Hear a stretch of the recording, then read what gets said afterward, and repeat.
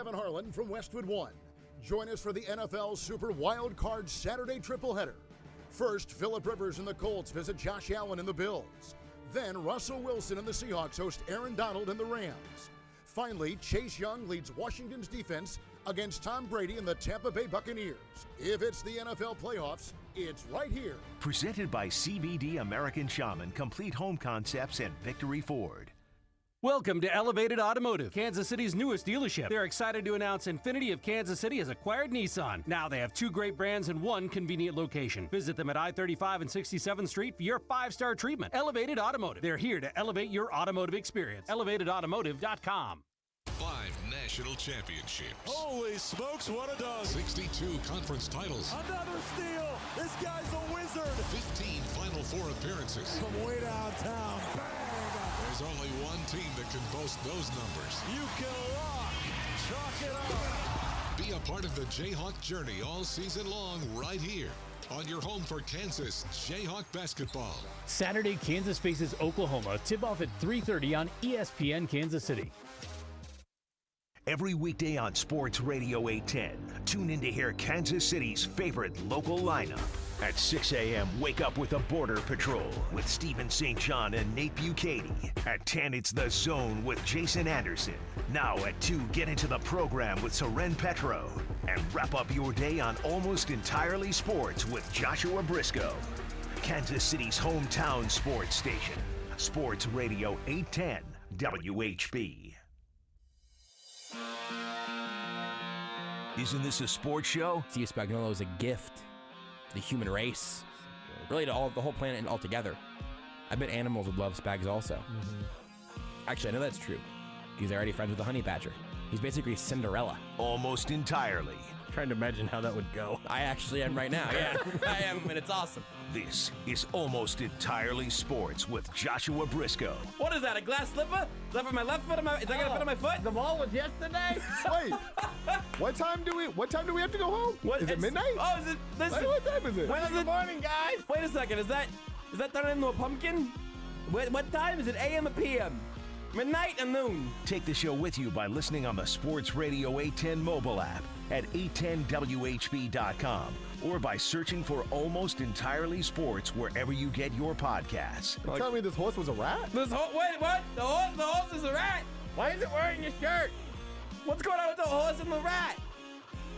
Where's my honey badger? This is Almost Entirely Sports on Sports Radio 810 WHB. We're finally within striking distance of the NFL games we've been obsessing over for a week. We'll talk a little bit about those in more depth tonight here on Almost Entirely Sports. Wildcard weekend, as it has been Super Wildcard weekend, as it's become known this year. 3 games each day. You can hear them all here this weekend on Sports Radio 810. We've got that to look forward to, and we will not just talk about it. It won't just be me, won't just be us even. Rudy Salazar in the studio, Beers McFly on the other side of the glass. Matt Verderame of FanSided will join us in an hour, and the triumphant return of one Mick Shaffer at 9 o'clock to close out the week with us. He's our regular Friday week closer, but we haven't had typical weeks of shows and Friday shows in a very long time, as is typically happens during football season. So Mick will make his triumphant return tonight, and I'm going to make a promise. I'm making a promise right now.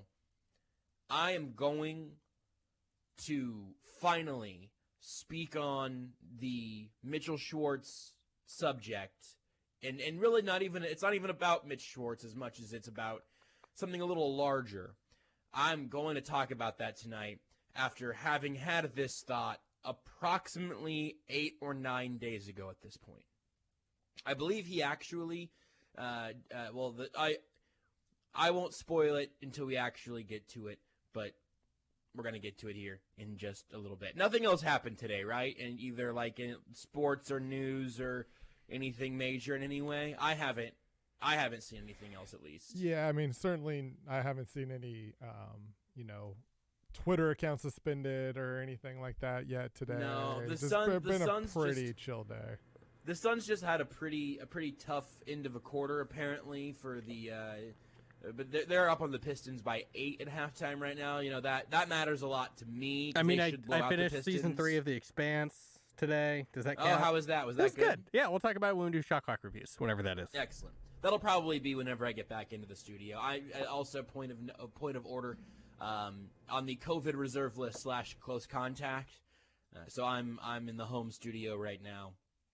I did go get a COVID test today, though, for the first time. I had, believe it or not had that joyous experience yet this year. It's an experience. It really is. Let me say this first. If you need to get a COVID test or whatever, this is not an ad or anything, but the CVS drive-through fit test was very easy. And I got to I scheduled it this morning and did it this afternoon. I was trying to wait for the whole incubation period and whatnot. It's a whole deal. But went and did that. Went very easy. Although it is just still a very odd sensation to jab a jab. I don't want to use scary words here. Get tested if you need to. But to poke a little cotton swab up your nose, kind of like you hit that wall of like, well, that's probably as far as it goes. Oh, it needs to go far. Okay, well, here goes nothing, I guess. It made me sneeze. I had to sneeze. The very nice CVS worker on the other side of the glass gave me like a count to fit. Yeah, it's got to be in there for 15 seconds to get all those whatever COVID boogers, and I felt like I was at the gym for the first time within the pandemic of like, you got to hold that plank for 15 more seconds, but you have to sneeze so badly. Mm-hmm. That's where I ended up. It was a struggle. I did sneeze once after removing the cotton swab, but that was all. I'm not in the studio, so this is a different visual experience, although it's a pretty good one. Is the possum upside down today? Oh, it's playing dead. When did that happen? You can watch the show live on the Sports Radio 810 Facebook page, YouTube channel, and Twitch channel. That's a very good bit, Rudy. Just the possum doing it itself is very good, and you can see fake flat-faced me in the chair. I think we're still having issues with the graphic beards. I know you were tinkering with some things today. It's still looking a little crispy on our stream, but you know, it's a work in progress. I also want to throw it out there. For some reason, apparently the initial Facebook video, like, it didn't work. So the initial link, there's just like now a 3-second video like on our Facebook page that takes you to. There's an updated link. If for some reason you went to Facebook Live and it wasn't working and you're on Twitter or listening, there's an updated link that works now. Maybe we yank down the initial tweet in reformat. Cool. I'll retag it when it pops out. Okay, I can delete everything. Well, I did send. I don't know if you saw it, but I did send a reply with the working Facebook link. I did, but the first one's the one that's got all the guests tagged in it. I mean, it's a thread. And if we're gonna get that Verderame and that Mick retweet right there, we're gonna need those. Yeah, I mean, it is a thread. You know, it gets you to all. You know I can do it if you want me to. You know what? That's a fair point. I can do it if you want me to. It is a thread, though. Maybe do it again as a response to the one with the Twitch, YouTube, and Facebook links. I did. Oh, wait. But with all the tags. Oh, gotcha. Yeah, so yeah, I gotcha. So yeah, it is a thread to because the Facebook, YouTube, and Twitch is a thread to the initial one, and this is a reply to that one. Whatever, it's. I can do another reply with everything, or I can just delete the working Facebook Live link and reply with all the good stuff with the working Facebook Live link. That actually makes sense. Let's do that. Yeah, that seems like the easy way. I'm happy people to get. I'm happy we worked this out this way. Listen, and there's a chance that we could have potentially worked it out in the moments before the show if I was there, but I got a cotton swab up my nose today, and so I'm at home. I didn't notice it till the show went live. I'm not for sure what happened, but the initial Facebook Live video basically like that link didn't work, and so now which I'm going to go onto our Facebook and delete this 3-second video of Beards closing the door, because that's all you see basically, me sitting there on my phone and Beards closing the door, and it just repeats there. But you could see that if you follow the Sports Radio 810 Facebook page. There is a working Facebook Live though now. You can watch if you go directly to any of those pages. It'll be the thing at the top. I really have become partial to the Twitch just because That bleep works. Oh, it hey. works well. Your handle's on the Facebook Live too. If people Yeah, wanna get I do see that as well. And again, Beards, it's less of an issue of legibility and more an issue of why did our stream quality get worse whenever we started this thing? I don't know the answer to it. Why did our stream? Why did the Facebook Live drop, Beards? That's not me. Well, but hey, Beards. But basically, what I'm saying here, Beards, let's just have a little team meeting. Let's just huddle up. Let's have a little team meeting. I'm not saying that you did something wrong that you must atone for and then fix. I am kind of saying that you and Rudy as a team are going to have to be the ones that figure out how to make it better because we're all we've got on this front. Yeah, so I hear that. I was busy today doing a 4-hour show, doing the program. Right. Beards, I guess, was busy watching The Expanse. Very important. I just wanted to make that joke. It's all totally fair. Listen, I just currently I'm not able to do that myself at the moment, and I just kind of it's just checking back in again, Beards. That's something that we need to keep tinkering with to try to get the world the best possible video feed. Actually, I think it might be worse actually, because now it says 720 by 410. I think the video feed might be worse. That's what we used to stream at. I don't know why it was upscaling. It was upscaling, and well, listen. I'm not. It does say 728 by 410, which is not a large video. No. I really think the issue there might just be that to see it at a larger thing, it has to artificially increase the size, and we might not have the computing power. I don't know. I'm just saying, let's look into that at some point. Yeah, for sure. Maybe over the weekend, etc. That's all. Should I make my Mitchell Schwartz point now? Well, why now? I guess. I mean, it's kind of lost its luster after 4 days of trying to get to it. I disagree. I think at this point it should only be even more alluring. Yeah, we have to. We if we absolutely have Can we to. talk about Bobby Witt too? We'll get to him. No, I'm intrigued. We will get to Bobby Witt. He should be. We'll talk about him any day now. Last hour of the show. I'm intrigued about this Mitchell Schwartz take. Well, so here's the thing. This take really is now like, I don't know how long you can keep like deli meat in the fridge, but I think if you put deli meat in your fridge, whenever I had this thought about Mitchell Schwartz, and really, again, it's not really about Mitchell Schwartz. It'll make sense in a second. If you would have put deli meat in the fridge whenever this thought was birthed in my mind palace, you should not eat it now. That's how long this take has been aging. It's got a nice crust on the outside. I think you're underselling how long deli meat can last. Maybe so. Just because the expiration date has come and gone, I mean that just means they can't sell it after that. Doesn't mean it can't be eaten. Hey, you're living on a budget. You got a good week after that expiration date. Deli meat doesn't last typically a full 8 or 9 days in my refrigerator, just because if it is available to me, I will make so many sandwiches.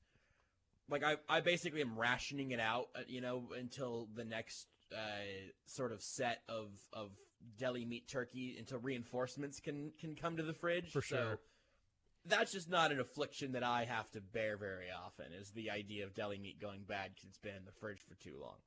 Sometimes I do have the problem of like forgetting. Like it's just hidden down there at the bottom of my fridge, and I just kind of forget about it for a few days. That's and then all of a sudden I'm like, oh, there we go. We've all been there. You eventually find some, like that happens with cheese a lot more for me. For sure. Like the provolone should not be green. Thing with cheese though, when cheese has gone bad. It is clear as day. And except here's the thing though, I actually disagree. Because some of the most expensive cheese looks like it went bad an extremely long time ago. Okay, but are any of us buying expensive cheese? That's fair. Beards, do you like cheese? Yes. Okay.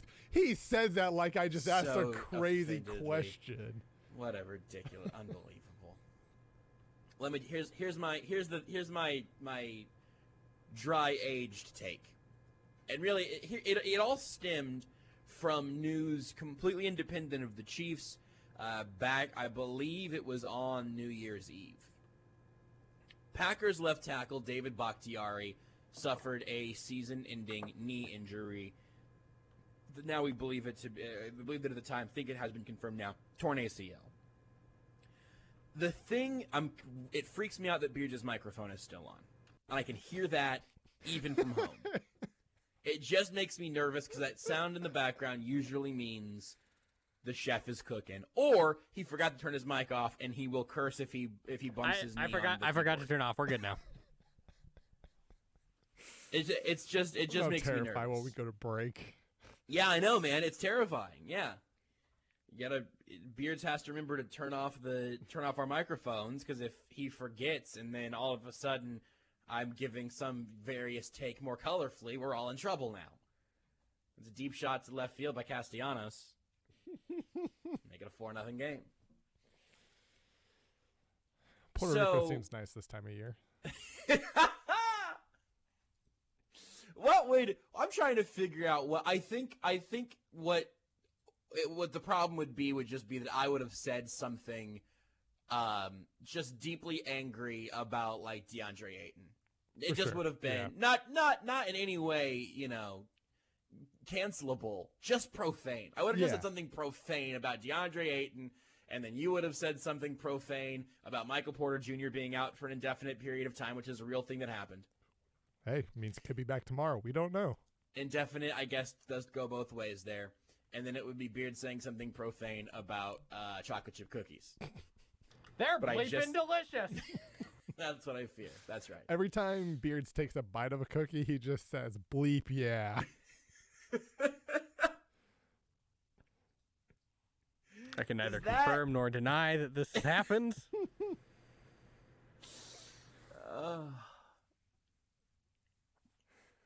Get to your take. I mean, here's the thing: it's like a 12-minute take, I think, and I'm afraid that we have time. It's 7:18. If I bust into the full take, it's gonna be the whole hour. We're fine. Go.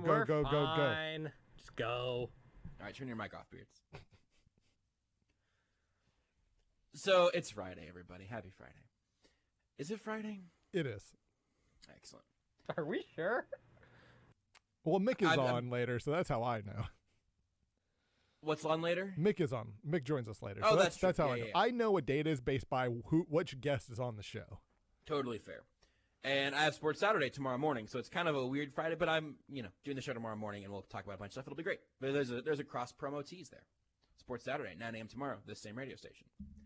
Here's my Mitchell Schwartz take. So David Bakhtiari, Packers left tackle, tears his ACL. And he had just signed like a big extension a little bit, like a month before the injury or whatever. And, fairly or unfairly, rightfully or wrongly, my first thought upon seeing that news and then seeing the reaction to the news had very little to do with what it meant for the Packers in the weeks to come. But I think it puts Mitchell Schwartz's injury into perspective, and I think there are several things at play here. But watching the reaction to David Bakhtiari's ACL tear was very, dramatic. I'm not even saying that wasn't justified. I think it probably was. But there are people, guys like Ian Rappaport saying, man, this is such a huge blow to the Packers' Super Bowl chances. Mm-hmm. It actively puts Aaron Rodgers in harm's way more often. It lets him work less surgically from the pocket because the pocket will be less perfect for him, especially from his blind side. All things that are true, and Bakhtiari is excellent. No value judgments on those statements at all. The reason, though, that it felt dramatic was because I immediately was thinking about the Chiefs losing Mitchell Schwartz. The Chiefs never really had Mitchell Schwartz this year. Not in the way that we've grown to expect him and appreciate him.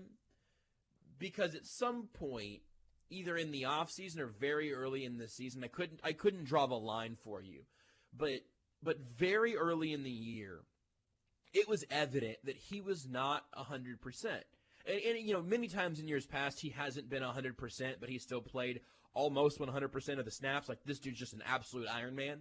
And he's been doing it at an all-pro level for a tremendous time. The thing that I hearken back to is back in the preseason, me and Seth Kaiser and Nate Taylor on Times Ours one week, we did like a 3-round mock draft of just like the most important pieces of the Chiefs offense. You couldn't take Patrick Mahomes. But I think the draft, I don't remember who went where, or I don't remember. It's not really important. But the first 3 picks, I believe in order, were Travis Kelce, Tyreek Hill, Mitchell Schwartz. And I don't think that was wrong. But also, the Chiefs starters went 14-1. And they actually had Mitch Schwartz in Week 5 against the Raiders. His last game of the season was against the Bills, where he played 8 snaps in Week 6. But Schwartz was banged up throughout those first several games, the first 5 weeks. And then I believe he was limited in practice before Week 6, came out for Week 6, tried to give it a go, ended up walking off after the first series, and then we have not seen him since. He was out for a few weeks and then put on IR after being unavailable for a few weeks on a week-to-week basis. And we have not heard any buzz about him returning since. Maybe, fingers crossed, knock on wood, I'd be thrilled for him to have rested up, and maybe they try to activate him this week upcoming to have him ready for the playoff run. If he's able to play, that would be outstanding.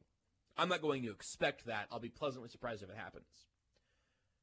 But seeing the Packers, the NFC's number 1 seed, lose their left tackle right towards the end of the year, it really felt like, for a lot of people, that was moving the needle. That was putting the Packers in jeopardy. For the Chiefs, they lost the player who may have been as high as the 4th most important player on that offense, behind Patrick Mahomes, Tyreek Hill, and Travis Kelce.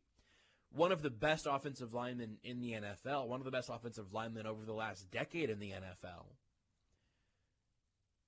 They were not getting him at his typical level through the first 5 weeks of the season, and then he was gone after 1 series in Week 6. And they would have been better off with him, no question whatsoever.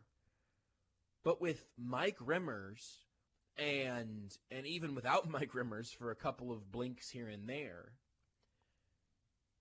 the offense barely missed a step. And they clearly, not having a healthy Mitch Schwartz out there changes the way they can play offense, right? Like, they are, from my mediocrely trained eye, not quite an untrained eye, but certainly not a professional offensive lineman eye. Mm-hmm. I have every piece of evidence to suggest that they do different things, where maybe they give Mike Remmers more help, certainly, than they would have given for Mitchell Schwartz in certain situations and all that stuff.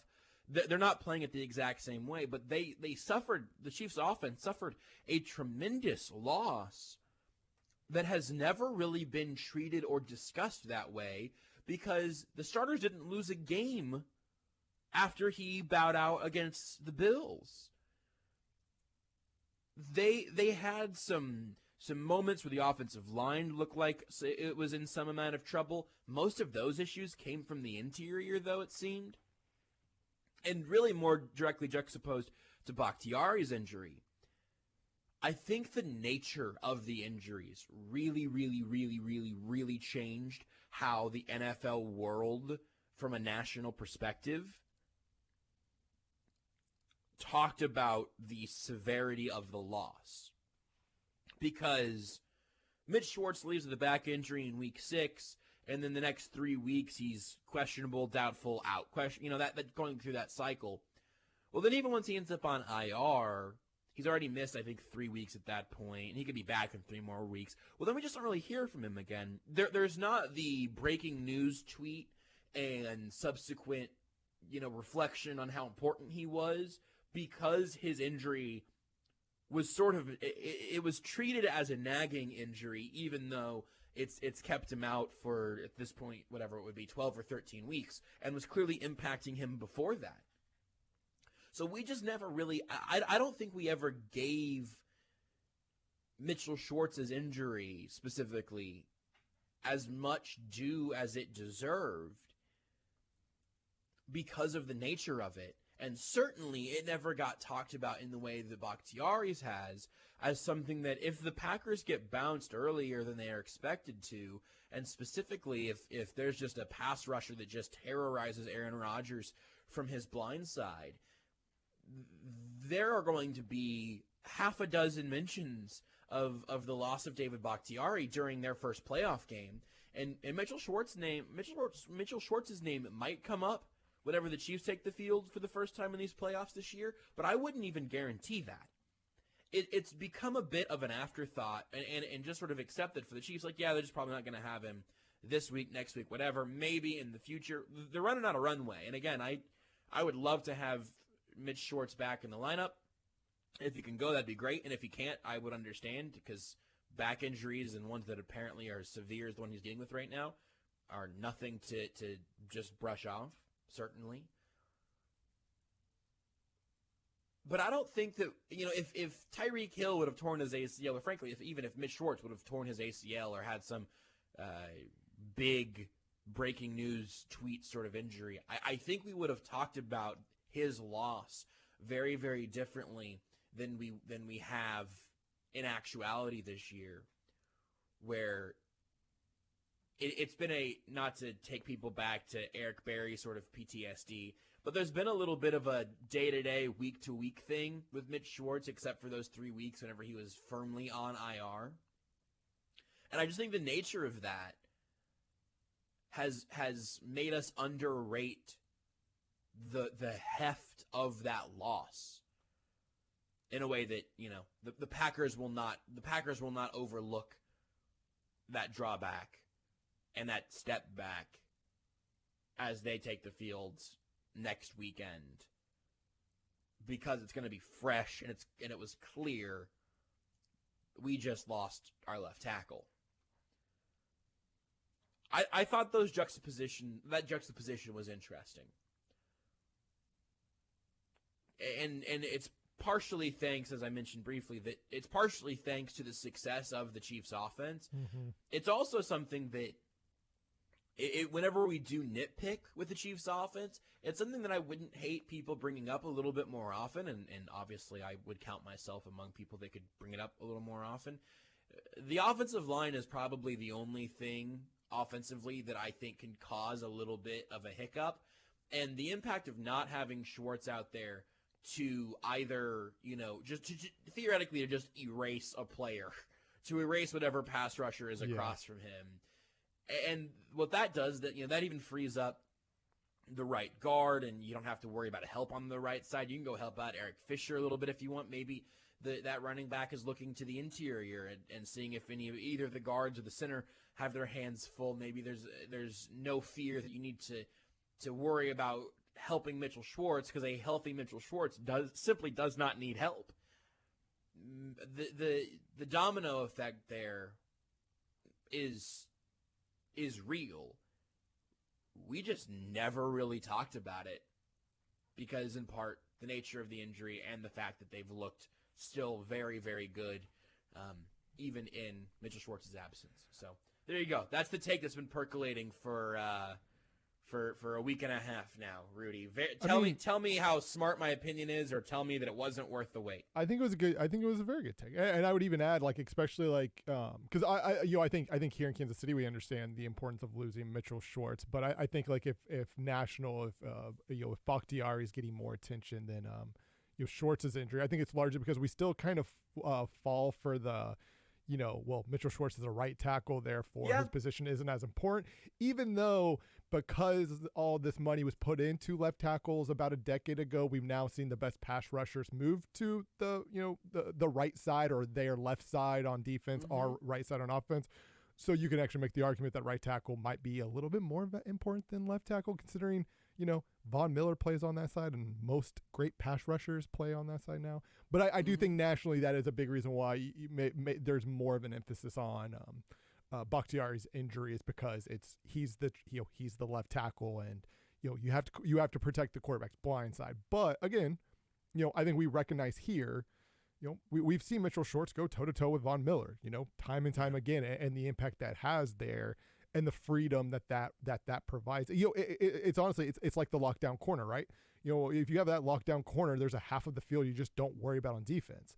Yeah. With Mitchell Schwartz, there's a half of the half of the defensive line essentially, or I guess a quarter of the defensive line, a third of the defensive line, however you want to look at it, that you just don't worry about. Like you're just like I don't have to worry about game planning around this because he's got it. The other thing, I do think there's something to the positional difference there, because I couldn't have told you who the Packers' right tackle was, even though I knew about David Bakhtiari. That might be in part because of the contracts and their performance level and everything. I think Mitchell Schwartz is more well-known around the league than most right tackles would be, maybe even the most among right tackles. But I still think that's a good point. Yeah, people know Mitchell Schwartz for because one, he had the streak, and he's been really good. I mean, he's been all pro. Like he's an incredible player. So people do know about him for sure. Just again, and this is a different, obviously, debate. But like when you go start talking about like a potential Hall of Fame, career and everything, the fact that he's a right tackle will hurt him, which is a little bit wild because like. There's probably an argument. Like I do not know offensive line play well enough to really judge it in today's NFL, let alone the history of right tackles. My guess is there's an argument to make of Mitchell Schwartz being one of the best right tackles of all time, if not the best. Again, I'm not qualified because I could barely tell. If you told me who was the Chiefs' right tackle 5 years ago, but Mitchell Schwartz probably been here about 5 years. 7 years ago, I don't have a freaking clue. Actually, it might have been Eric Fisher. That might have been the year Eric Fisher was playing right tackle. Prior to Eric Fisher, I don't have a clue. Donald Stevenson erasure here, I will absolutely not have. I don't remember where he ended up the majority of the snaps. But the Donald Stevenson experiment prior to Eric Fisher, couldn't tell you. So we do forget about right tackles a lot. But he's an incredible player. Yeah. Anyway, again, I don't know if that was worth the dry aging and the meat locker or whatever, but. Again, I would be very pleasantly surprised to see Mitch Schwartz show up at practice and get activated this week and to get a chance to participate in the playoff run. The Chiefs, if he was healthy, the Chiefs would benefit from having him in a tremendous way. I've told you I really have absolutely no concern about the rest versus rust thing on a 2-week basis. Mitch Schwartz not having played since the Bills game, I would imagine that there would be a pretty significant amount of practice time that he would need to get. But maybe they would feel like he could go after like a full week of good practice if he's been staying in shape, but just hasn't been he hasn't been physically right enough to deal with pass rushers. I don't know. I feel like he's the type of player who could come back with much less, say, preparation time than normal. Part of that is the amount of preparation time he puts off the field, and part of that is just he is just that he's an insanely talented player. And those guys, I think, are just able to come back faster because, they're insanely talented. Also, Peter King just tweeted that he's the one that voted for Cole Beasley as an All-Pro. Way to go, Peter. Said, I don't know if there's a better rapping wide receiver in the league. So, I mean, I can't argue with the vote. I voted for what I consider a real team. In this case, 2 outside receivers, Stephon Diggs and Devontae Adams, in a slot, Cole Beasley. I would rather play Tyreek Hill in the slot than Cole Beasley in the slot, personally. Oh, Tyreek Hill can't play in the slot? Personally, I would do that. He's too big. I would put Stephon Diggs in the slot if given the opportunity. Outside receivers can kick in sometimes, Peter. It's fine. Whatever, man. It's fine. Can we just put Travis Kelce there at both spots? That's receiver. Where I was just pivoting to was, could you have just voted Travis Kelce at 2 different positions? The All-Pro teams did come out today, and the Chiefs have 5 across the first and second teams. Travis Kelce was among 2 unanimous All-Pros. him and Aaron Donald were the two that got all of the votes of their position, which means that there is no second-team tight end on the Pro Bowl or on the All-Pro roster, which is kind of funny and also kind of unfair. Like, yeah, just give it. Like Darren Waller should probably be the second-team All-Pro tight end. Let somebody have that. But no, Travis Kelce is the first-team and second-team All-Pro. The very least, be like, okay, the Chiefs' backup tight end, gets it. We're going to give him a half of an AP and just let like Deion Yelder and Nick Keiser fight it out for it. So Nick Keiser's if he had any of those qualifiers in his contract? Now he's a second-team All-Pro. I would say he gets like a $4 million bonus. Maybe like half second-team All-Pro, so he gets like half that bonus. I'm okay with that. Kelce was unanimous, though. Tyreek Hill and Tyrann Mathieu, both first-team All-Pros. Patrick Mahomes and Chris Jones, both second-team All-Pros, although Patrick Mahomes got the same number of votes as Josh Allen. So they both tied for second-team All-Pro. Aaron Rodgers was the first-team All-Pro at quarterback. Mm-hmm. The Mahomes fatigue is real, and I'm not. I don't have it yet, but some people do. We might even talk about that a little bit whenever we come back. Want more Almost Entirely Sports? Watch the show live on the Sports Radio 810 Facebook page. Hey everyone, Les Norman here, host of the Breaking the Norm show. Since '95, I've made KC my home, and since then, I've seen a World Series champion in 15, a Super Bowl champion in 20, and the greatest fans supporting both. It's the people that make me proud to call KC home. You're passionate about your teams and each other. During this crazy time, keep caring for and loving each other. And thank you for making KC not only the greatest sports city, but also the most caring and helpful place to watch sports. Stay healthy, be safe, don't panic, and keep loving each other well. I'm Tom Shane. When I reflect on this past year, I'm filled with gratitude for Shane Company customers. Being a part of the most important occasions in your life means so much to us. Our unique jewelry makes a memorable gift. For an anniversary, the new year, to make someone smile, or to simply treat yourself. Browse our huge selection. We have classic styles, modern designs, vintage looks, and more. Our jewelry is designed in-house and crafted to the highest standards. That's why we can guarantee it for life for free. You won't find our styles, our quality, or anywhere near our value at the mall. Drop by or book an in-store or virtual appointment. Your gift will have lasting value and meaning this year and every year thereafter. Now you have a friend in the jewelry business, Shane Company and ShaneCo.com. Do you have a frog? A freezing room over the garage? Now that everyone is home, are you looking to convert your frog into an office, a schoolroom, or a comfortable room to escape your family? With no ductwork required, Mitsubishi Electric offers room-by-room air filtration and precise temperature control. Let's help you turn those cold, uncomfortable spaces in your house into a space you and your family will really enjoy. To learn more about Mitsubishi Electric's solutions, visit keepkccool.com today. Now, they can help you whether you need to heat it up or cool it down. Mitsubishi's got you covered. Our biggest problem here in the Sports Radio 810 control room and studio was the heat. We've got a lot of windows and a lot of radio equipment, and our Mitsubishi unit has kept us cool for years. It works like a charm, and it works quickly, and it's whisper quiet. It's been a real game changer for us at Sports Radio 810.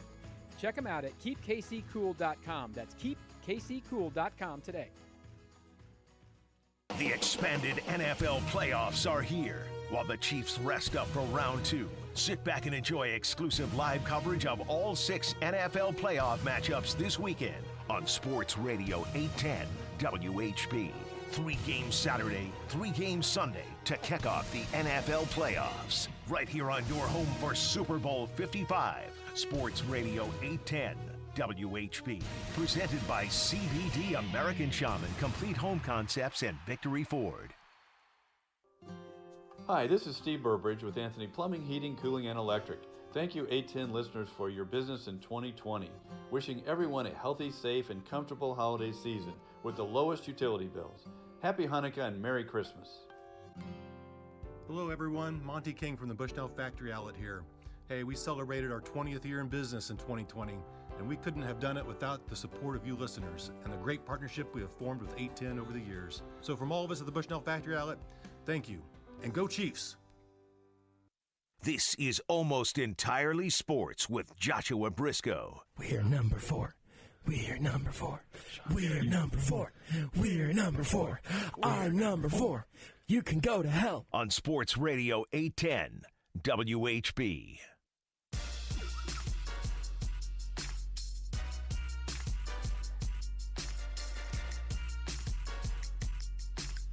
I can't quite decide what this of our new royalty-free music beds, what this one reminds me of, but what is it called, Beards? This one is Take a Sip. Okay, sure. And I will. Feels right. Yeah, this one also reminds me of something. They feel like they're all a little bit derivative, but I can't quite place it. Anyway, I'm a little bit nervous right now about something that I have just been sort of seen on Twitter. Now I've gotten the check on. The Detroit Pistons are 1-7. The Suns are the best team in the AFC in the West. I was going to say AFC West. Oh, I caught that. It is currently 72-70. The Suns are up by 2 right now. I mean, hey, it's a long season. There's going to be a bad game or two. And if you're the Nuggets, there's like 5. And 5 games. We lost a game last night in overtime. I mean, it was to Luka, so it's not a huge deal, but like it hurts. Luka has caused me a significant amount of hurt. Understandable. I would prefer they not lose to the Pistons. Anyway, we'll talk to Matt Verderame of FanSided here in about 20 minutes about a whole mess of NFL-related topics. We've got plenty of them. We'll also look ahead a little bit more to Super Wildcard Weekend, which you can hear all 6 games here on Sports Radio 810 WHB. And then Mick Shaffer makes his return at 9 o'clock tonight. I mentioned the Mahomes fatigue that has already shown up around the NFL world so much. I briefly mentioned yesterday the dumb Colin Cowherd like quarterback bracket thing. I promise I did not even click on the actual video because I'm trying not to give free engagement in 2021. I'm trying to make you earn those clicks. I watched it. You want to hear something funny from it? Sure. So he started off. You watched the whole thing? No. I just watched. I just watched like the AFC part because I wanted to see the Chiefs stuff. Okay. So he started off the video talking about how he wasn't. This was just on quarterback trust rankings. This has nothing to do with coaches or skill players or anything like that.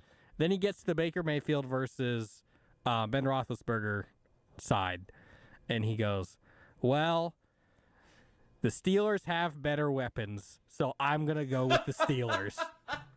Now, Beards, are you sure he didn't say that he said well and not anywho? I don't remember. Sure. I do not recall. Does he love Drew Brees? I bet he likes winning. Bet he likes a quarterback that wins. He also totally brought up Super Bowl rings when talking about Pittsburgh versus Baker. I assume that's why he likes Josh Allen over Mahomes, because Allen has a lot of rings. A lot of Super Bowl rings at Josh Allen. He also brought up coaching at one point, but then went, "Oh, wait a second, I can't bring up coaching," even after he then brought up skill players and didn't say anything about it. He's a machine in that way, man. I mean, that's like... If that's not perfect, I don't know what is. It's just like, I'm going to set the rules to this totally arbitrary thing, and then I am going to not even play by those rules because, anywho. I love Drew Brees. To be fair to Colin Cowherd, again, and I love Josh Allen. Like I'm a Josh Allen fan, and I can admit I was way off on him. To give Colin Cowherd some credit, Josh Allen's doing a lot with almost nothing. I mean, Stephon Diggs, whoof. Bust. I mean, come on, John Brown. Scrub. Oh man, Cole Beasley, that guy can't even get an All-Pro vote. Woof.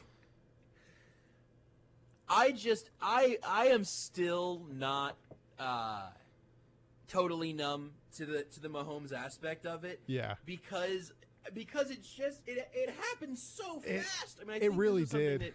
I think this came up with Jordan Foote on last night's show, but the fact that he started, and we've mentioned the LeBron treatment thing, for the last year or so, where you want to vote against Mahomes in the MVP balloting because you just want to give it to someone else. Yeah. Just because if he wins it every year, that stinks. And last year, Lamar Jackson had his legit, unanimous case for it. Mahomes got hurt and all that stuff.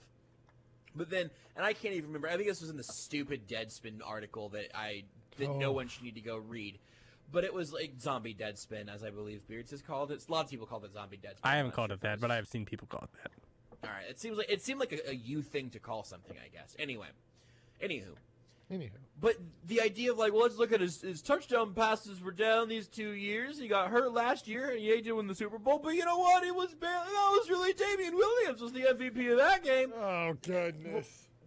We're gonna find. I don't know if that was in the article. I didn't. Okay, I was saying I didn't read the article either, so I just assumed maybe you saw somebody tweet out that excerpt of it. It may have been in there. I don't know. Feels like it does, but the amount of ways that we're trying to find, I don't even think it's not even like an anti-Mahomes thing, right? I don't think Colin Cowherd is has a personal vendetta against Patrick Mahomes. He's never won a hat backwards, so no, he's right. Cool. Exactly. Baker Mayfield's on his hit list.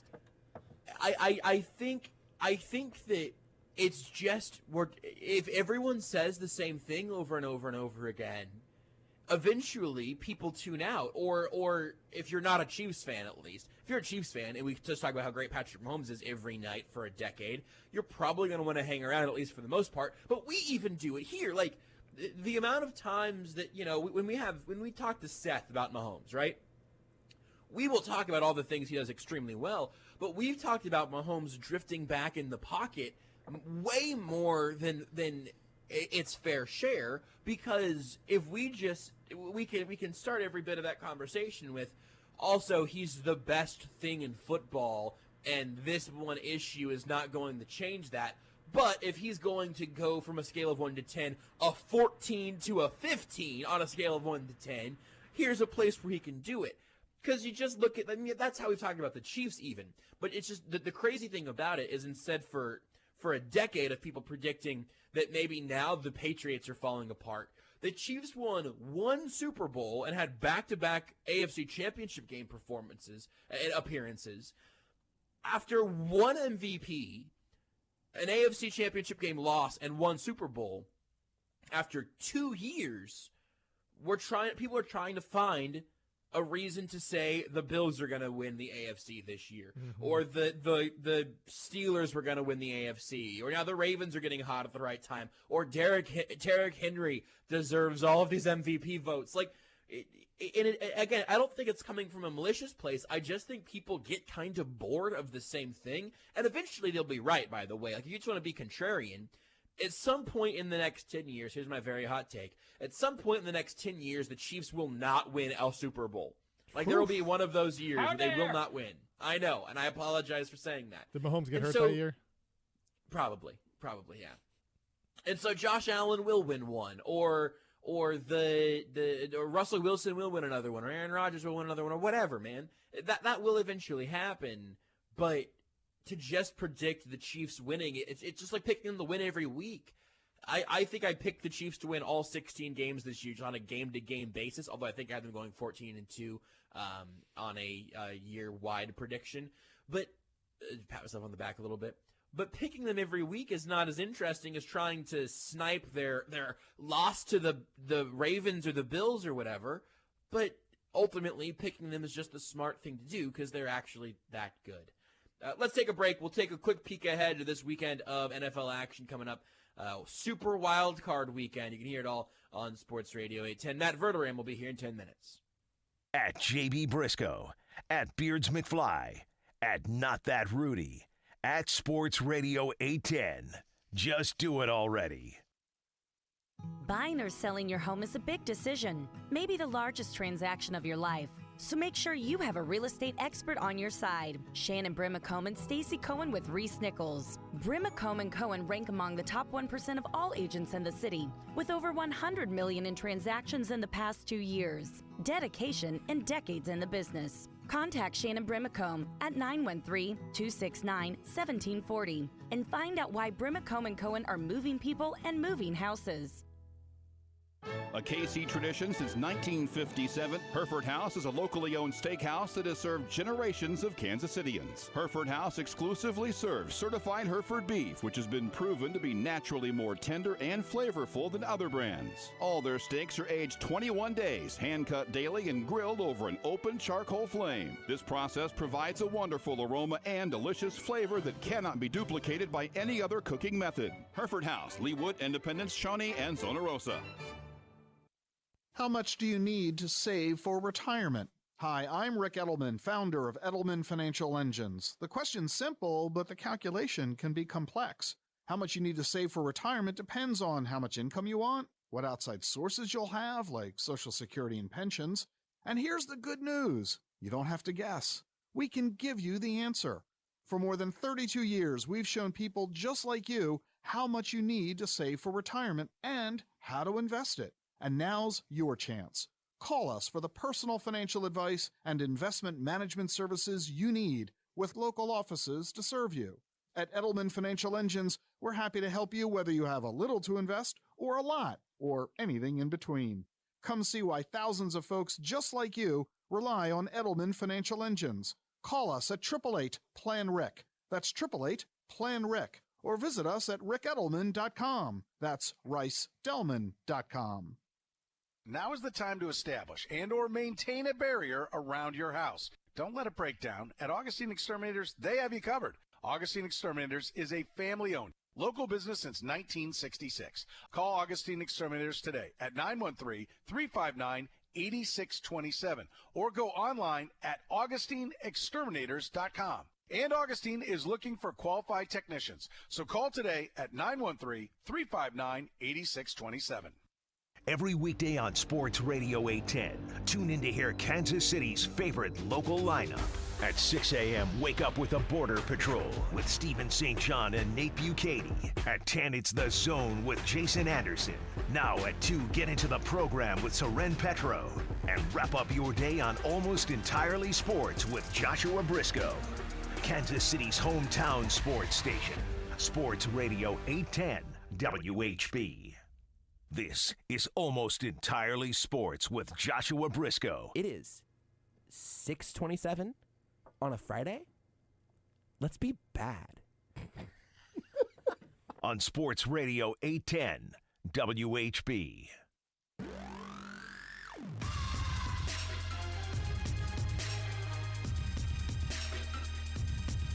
What's it called, Beards? This one is Wake Up. What does it sound like, Rudy? This one, I feel like this is like a B-side off of the last what's the last AJR album? Is that track? I feel like you might be a big AJR guy. You know, I honestly have not listened to a lot of AJR, but like it's one of those deals where I like them, but for whatever reason, just have never like. That's fine. Like I think I like here's the deal. I actually 100% agree with you. I think like if I just started listening on Spotify, I could just get like hooked for a long time. I just haven't like gone down that road yet. We have royalty-free music, bump music now because we're trying not to get copyright striked on Twitch or any other of our various platforms where you can watch the show, Facebook, YouTube, and Twitch.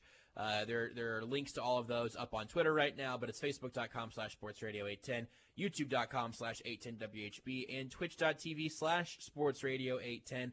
Plus, of course, you can get all sorts of other stuff from all of those social pages. And eventually we'll get it figured out to get us up live on Twitter as well, which I think will be excellent whenever we can get that figured out. But there's some extra technical hoops to jump through that we'll figure out, hopefully, in the days to come. It's mostly on Twitter's end, actually. They're shutting down Periscope officially, I believe, in March. Yeah, it's like, I think it might be like March 31st, at the end of March, I believe. I think that's right. So if you want to pour one out for Periscope, you feel free. You go for it. The Manny Pacquiao Floyd Mayweather fight on Periscope. Did you really? Was someone just holding their phone up to their TV, or were you like? And it was good. Like I bounced around through a couple, just trying to find somebody who like wasn't like yelling and screaming. This person was quiet. There was nobody coming like running back and forth across. It was a good picture. So Periscope, you streamer, thank you. Beards, we got him. Rudy just admitted to a crime on the radio. I don't think it's a crime to watch on Periscope. in illegal streaming. At the very least, you have done a great moral sin. And Arrest the person who filmed it. I'm fine with that. I did nothing wrong. You wouldn't download a car. I didn't download anything. I love that. Those old school anti-piracy, those things. I always liked the one that was cut in with Casablanca. I don't know that one. But what I will say, I'll admit to this: if I could download a car, I would 100% do that. Cars are expensive, and what's the harm in it being downloaded and then me just like printing it? I say buy a 3D printer. Yeah, if I could 3D print a car, I would do that in an absolute heartbeat. We gotta take a break. Matt Verderame of FanSided is next to preview Super Wildcard Weekend. You're listening to Almost Entirely Sports with Joshua Brisco on Sports Radio 810 WHB. Have you seen what's happening with the stock market? Record highs every day. How long can this possibly go on for? By the way, this is exactly what happened right before the 2000.com bubbles burst. Remember that? Protect your savings in retirement by putting them into something safe like real gold and silver. I'm not talking about gold or silver stocks, but into real gold and silver you can actually hold in your hands. How do you get real gold and silver? By calling the Oxford Gold Group today at 833-600-GOLD. Now, the Oxford Gold Group will teach you everything you need to know about owning real gold and silver. It's so much easier than you think. So call the Oxford Gold Group right now at 833-600-GOLD to get your free gold and silver investment guide. The Oxford Gold Group is the only gold and silver company that I trust, and you should too. Get the Oxford Gold Investment Guide today and learn how easy it is to have real gold and silver delivered to your home, or how to have real gold and silver in your retirement account. Call the Oxford Gold Group today at 833-600-GOLD. That's 833-600-GOLD. This is Kevin Harlan from Westwood One. Join us for the NFL Super Wildcard Sunday tripleheader. First up, Derrick Henry and the Titans host Lamar Jackson and the Ravens. Then the Bears visit Drew Brees and the New Orleans Saints. Finally, it's a rivalry in primetime when the Browns are in Pittsburgh to take on the Steelers. If it's the NFL playoffs, it's right here. Presented by CBD American Shaman, Complete Home Concepts, and Victory Ford. Drive for the win and score huge savings at your Kansas City Acura dealers. As the Chiefs make their playoff push, we're pushing out deals, deals, deals on award-winning Acura SUVs and sedans. For a limited time, score jaw-dropping lease deals and low APR offers on the all-new 2021 TLX sedan and the 2021 RDX crossover SUV. The MVP has arrived. Pre-order the all-new redesigned 3-row 2022 MDX SUV and experience the future of luxury performance. Visit your Kansas City Acura dealers today. Winter is upon us here in the Midwest, and it brings cold weather and snow with deer season at its peak. Being fully prepared is key, and whether or not you're an archery hunter, rifle hunter, or both, you'll need reliable gear to help you get the job done when you're out there in the stand in the coming months. Luckily, your friends at Bushnell have everything you need to help fill your tags this winter. Check out our large selection of hunting gear, including binoculars, laser rangefinders, rifle scopes, trail cameras, and much more. Whatever you need for the hunt, Bushnell has it. Visit Bushnell.com for more details. Whether you're looking for energy savings for the winter or updating your home office or man cave, One Stop Decorating is the place for beautiful, energy-efficient window coverings. One Stop Decorating offers free in-home or virtual consultations, or you can come into one of their 3 beautiful showrooms to see all the window coverings in their Hunter Douglas galleries. Ask about smart shades that can be controlled by Google, Alexa, and HomeKit. 913-270-0408, 913-270-0408, or onestopdecorating.com. Your home, your windows, your style. Kansas City's favorite sports station, 20 years and counting. Sports Radio 810 WHB, Kansas City. This is SportsCenter. I'm Sean Ryder. Michigan and head football coach Jim Harbaugh have agreed on a contract extension through the 2025 season. The Wolverines went 2-4 this season in the Big Ten. They have not defeated rival Ohio State, and Harbaugh's 6-year tenure at Michigan ESPN's Greg McElroy on the extension. Just because they decide, for whatever reason, to part ways, you have to know without a shadow of a doubt the guy that you're going to bring in to replace Jim Harbaugh is, in fact, better than Jim Harbaugh. And I don't know if they could make that guarantee. There was talks of overtures amongst Matt Campbell and speculation about other people that were interested and potentially interested. But who knows? Ultimately, Jim Harbaugh's a pretty solid coach. Is he a super elite coach in the same era as Ryan Day and Nick Saban and Dabo Swinney? Maybe not. But he's a pretty dang solid coach. Jim Harbaugh, 49-22 over 6 seasons with Michigan. Boise State hiring former Oregon defensive coordinator Andy Avalos as their new head coach. He's a former player and assistant with the Broncos.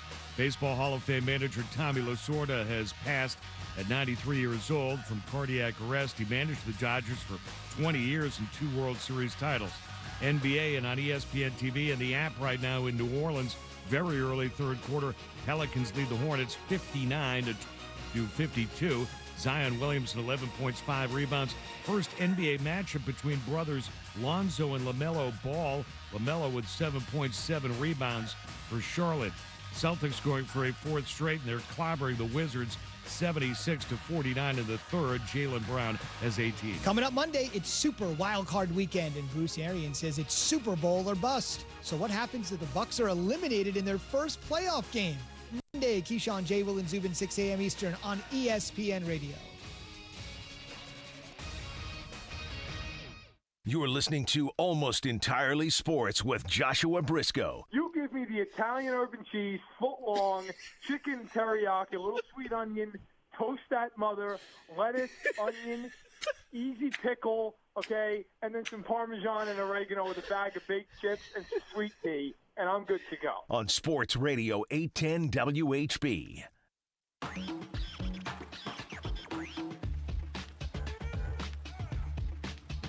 Super Wild Card Weekend is here, and nothing else has happened in the last week in America or anywhere around the world as far as I'm concerned. For the next 25 minutes or so, we are just going down to the buffet of NFL football this weekend. You can hear it all here on Sports Radio 810 WHB. Every single game on Wild Card Weekend right here on these very airwaves. And there's nobody I'd rather talk about it all with than Matt Verderame of FanSided. You can follow him on Twitter at Matt Verderame. Read everything at fansided.com. Check out the Stacking the Box podcast, the column. Also, the Arrowhead Addict podcast on Arrowhead Addict, a part of FanSided's network.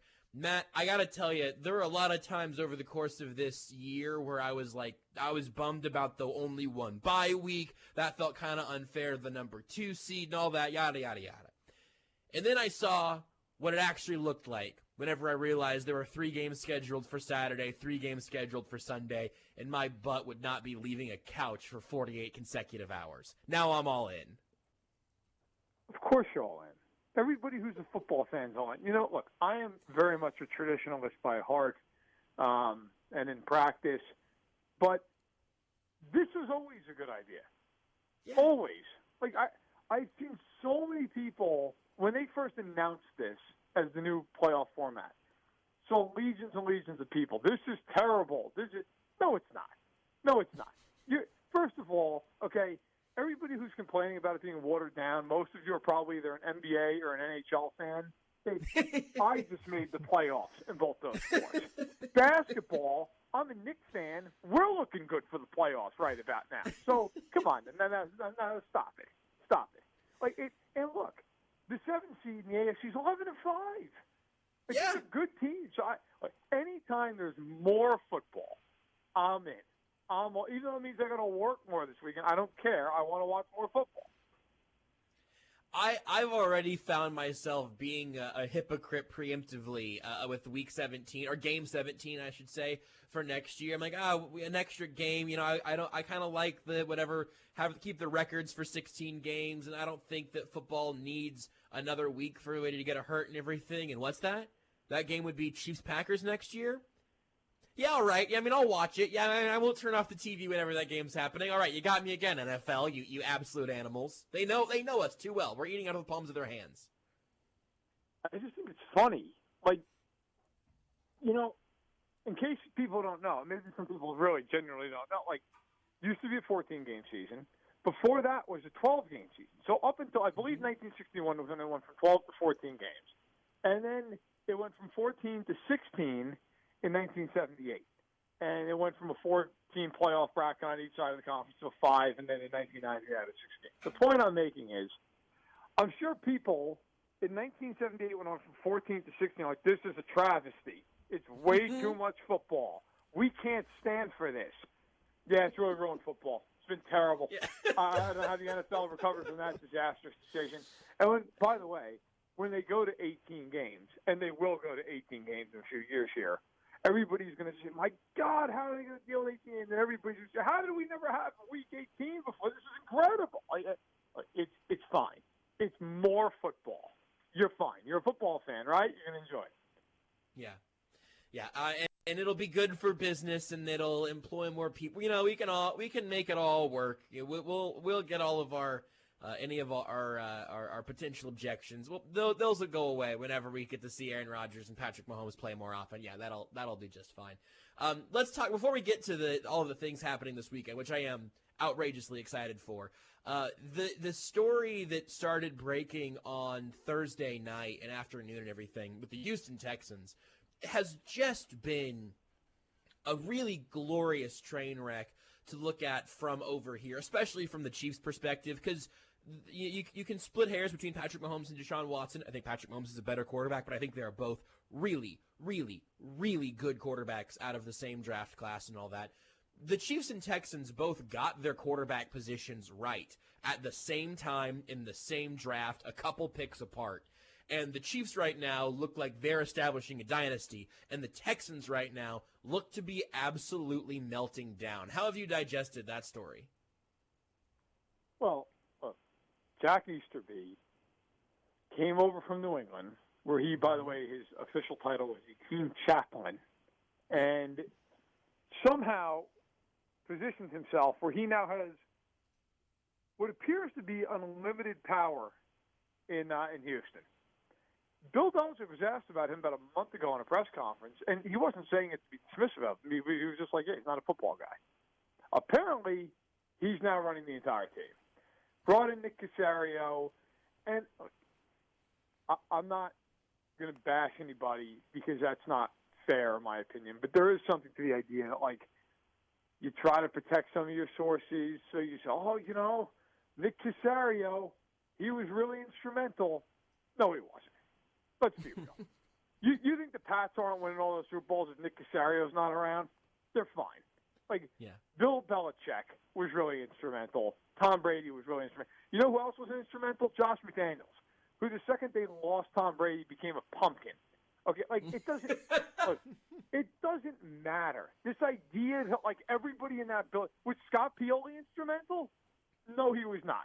So I think what's happened there is McNair, who owns the Texans, has given way too much power to all the wrong people over the years, and the end result is a team that just is rudderless, and they're worried about their own interests. They're not worried about playing football the right way.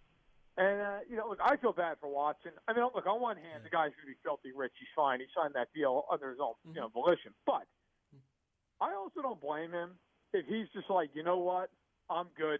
I'm done. Get me out of here. Get me anywhere else. I'm not coming to camp. I'm done. I don't think it's going to happen, but I wouldn't blame him.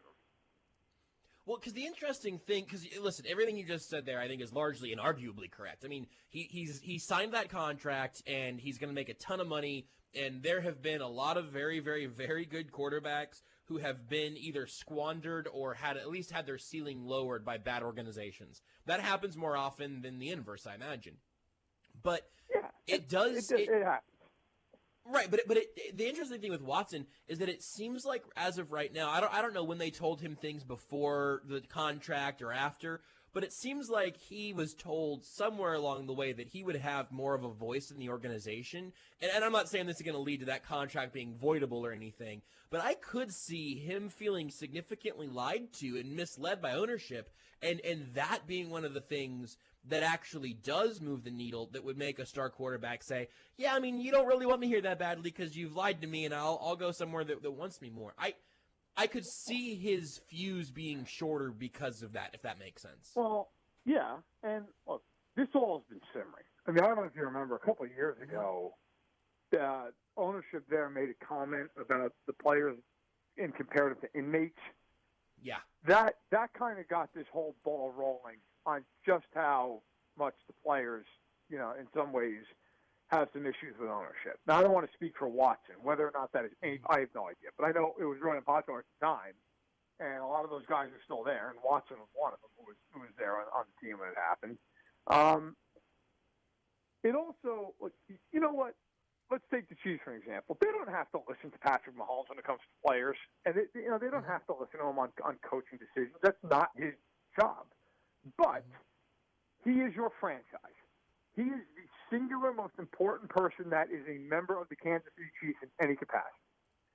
And you would be a fool not to take in his input. Doesn't mean you have to always agree with him.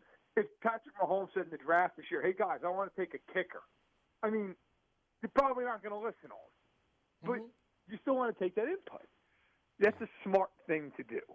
Now, if the reports are accurate and Watson wanted the Texans to look into Eric Bieniemy, which, by the way, how are you not looking into Eric Bieniemy, even if Paul Watson never talked about him? That's unbelievable. How you're not even okay, look, if you don't want to hire him, fine. How you don't want to interview him, I don't understand. And I know I've said this, I don't know if on this show, but in other places and written about it. FanSided, both through myself and Matt Lombardo, have been told by sources that Bieniemy and the potential tandem, including John Dorsey, were interested in Houston and Atlanta, among other spots. There's interest from that side of the aisle. And the Texans are like, nah, that's all right. We'll hire Nick Caserio and just completely abandon the idea of at least keeping our quarterback happy by interviewing Bieniemy, and frankly, by just doing due diligence. To not interview him is just mind-blowing. I don't know how you can have a coaching search this year and not interview Eric Bieniemy, Robert Saleh, Brian Dable. You're not interviewing those three people. You're not having a real honest-to-God coaching search. Yeah. Well, and the reports also out of Houston where they had a real honest-to-God GM search and then didn't follow up with any of the guys that their firm had suggested and ended up with Caserio. That might be all Easterby stuff again and certainly McNair stuff again, but that's just it's so buck wild to see something be so clearly busted with an organization that way. It's just for all of the fun we've made of the Browns over the years and stuff, it seems like, generally speaking, teams are trying. It at least seems like they're making an honest effort. This Texans story feels like I'm not even sure that's true. I guess the ending of all this is does it turn out that this was the long con that O'Brien was actually keeping everything together there? Right. Do we maybe owe Bill O'Brien an apology? Yeah. Bill O'Brien actually, it turns out Bill O'Brien was doing an unbelievable job just holding everything together. I don't think so, but it has to at least be considered. I cannot believe how incompetent, and this also matters, and I know this is maybe kind of a sidebar thing, but you're in Texas. No state in the world knows football better than Texas. I can't imagine. This is a state, and this is an ownership group that they've owned the team since they came to existence. They're well versed at this point in being an NFL franchise. A lot of times mistakes like this are made by new ownership groups. The McNairs have owned the team since they came into existence in 2002. So to not understand how to do a search correctly is just incredible. Again, I'm not even saying they had to hire Bieniemy. Well, obviously, like most people, I think it would be a great hire, but you have to bring him in for an interview. You have to bring in Robert Saleh. You have to bring in Brian Dable. After that, look, whoever you want to bring in. You want to bring in Joe Brady for an interview, Matt Eberflus. You go down the line. Maybe Marvin Lewis. Fine. You could be the Chargers and bring in Jason Garrett, which means that any of us could get a coaching interview anytime soon. But you could do that. You could literally just tell everybody, "Hey, come on down. We're interviewing everybody." But to not even interview Bieniemy is just beyond the pale. I just cannot understand how an NFL team with a coaching vacancy doesn't do that. What do you think the chances are that Deshaun Watson is not a Houston Texan at the beginning of next season? Very low. Very low. I don't know, 2%, 5% maybe. Because, first of all, it's a huge contract. Okay, so let's even say it got to a point where Houston entertained the idea of moving him. First of all, if you move him, you have no franchise. They're the worst team in football, period. They're worse than the Jets in a heartbeat. Who's on that team? They're the worst defense in football, and without Watson, good luck. They're lucky if they win 3 games. But even if they said, okay, you know what, this is a disaster, we have to move on, you're trading a huge contract. And then you've got to find a team that, A, can afford the contract, B, is in need of a quarterback, although he is of such stature that I think most teams would be interested. And then how many picks? Now, I threw out a trade that I thought was fairly reasonable if something like that were to go down. Okay, so you trade Watson goes to New England. New England gives up, I said 3 firsts, but let's just say 2 or 3 firsts, 2 seconds, and Stephon Gilmore, who has 1 year left on his deal. He's 31 years old. The Pats are going to probably move on from it anyway this offseason. So if you're the Pats, would you give up that amount to get Deshaun Watson? I think they would. Yeah, but, absolutely. I think so. I think that's about what it would cost. I mean, it's at least going to cost, in my opinion, 2 to 3 firsts plus. The only teams that I think might be able to make a reasonable case would be a team. I've thrown these teams out kind of in tandem, and I don't expect it certainly. But a team like the Chargers or Bengals or maybe Cardinals, where the Texans could at least sell, hey, we traded Deshaun Watson, but we actually got younger and cheaper at quarterback and still dudes with crazy high ceilings, and then maybe got a couple picks back that they needed because they traded for Laramie Tunsil. A team that has a quarterback that you feel like is going to be your quarterback for the next 5 years, it ends up becoming more of like a draft day Eli Manning, Phillip Rivers kind of thing than anything that I can remember seeing in recent memory. And I don't think any of those teams are probably calling at this point. Right. I mean, that's the thing, though. Like, if you're the Chargers, you're not giving up a guy on a rookie deal that's as good as Herbert. And that's not to say I don't think Watson's better. I do, but like, is Herbert better than him in 2 years or as good for a tenth of the cost? Probably is, or at least reasonably could be. And I think that's where you start getting into, if you're one of those teams, you're the Bengals, but you're not going to do it. Like, the teams that would do it to me are teams that are in quarterback hell. New England, I just mentioned. I've seen so many people. Well, the Niners could send Garoppolo. Yeah, I'm sure that's going to get Houston really excited. Exactly. Now, hell, it might get Caserio excited, and it might get Easterby excited, right? Is all that matters, I guess, realistically. But like, you can't sell that to the fan. Oh, hey, let's especially after the catastrophe that is the DeAndre Hopkins trade. Like, I really think you got to factor that in too. And McNair might just say, we cannot trade. We cannot do this. I mean, we'll end up going the way of the Oilers, and we'll be playing in Kentucky in 5 years. So I don't know. It makes for fun off-season banter and whatnot. Yeah. I'd be shocked. You just don't see that. You don't see guys get moved of that level. I mean, really, when you think about it, who's the last guy? Cutler. I mean, Cutler was a third of the quarterback, and he was a little bit old. Yeah. Yeah, I mean, Cutler's not a bad like reference point, but he was, again, a third of the quarterback. That feels about right. We're talking about Verderame of FanSided, and I want to talk about the weekend of matchups here. Again, you can hear them all right here on Sports Radio 810. Of the AFC wins, we've spent way more time there, and I actually want to talk about the NFC with you some, because we've spent so much time on the AFC ones. But Colts, Bills, Ravens, Titans, Browns, Steelers, the Chiefs could obviously play any of those teams except the Bills and Steelers next weekend. Which of those matchups do you think has the most interesting storyline for the Chiefs in 2 weeks, or I guess really in a week from now, if they get their pick of any of those four? Well, I think as far as storylines go, I think the most interesting storyline would be if Jackson and Mahomes see each other part 4. Can Jackson beat him?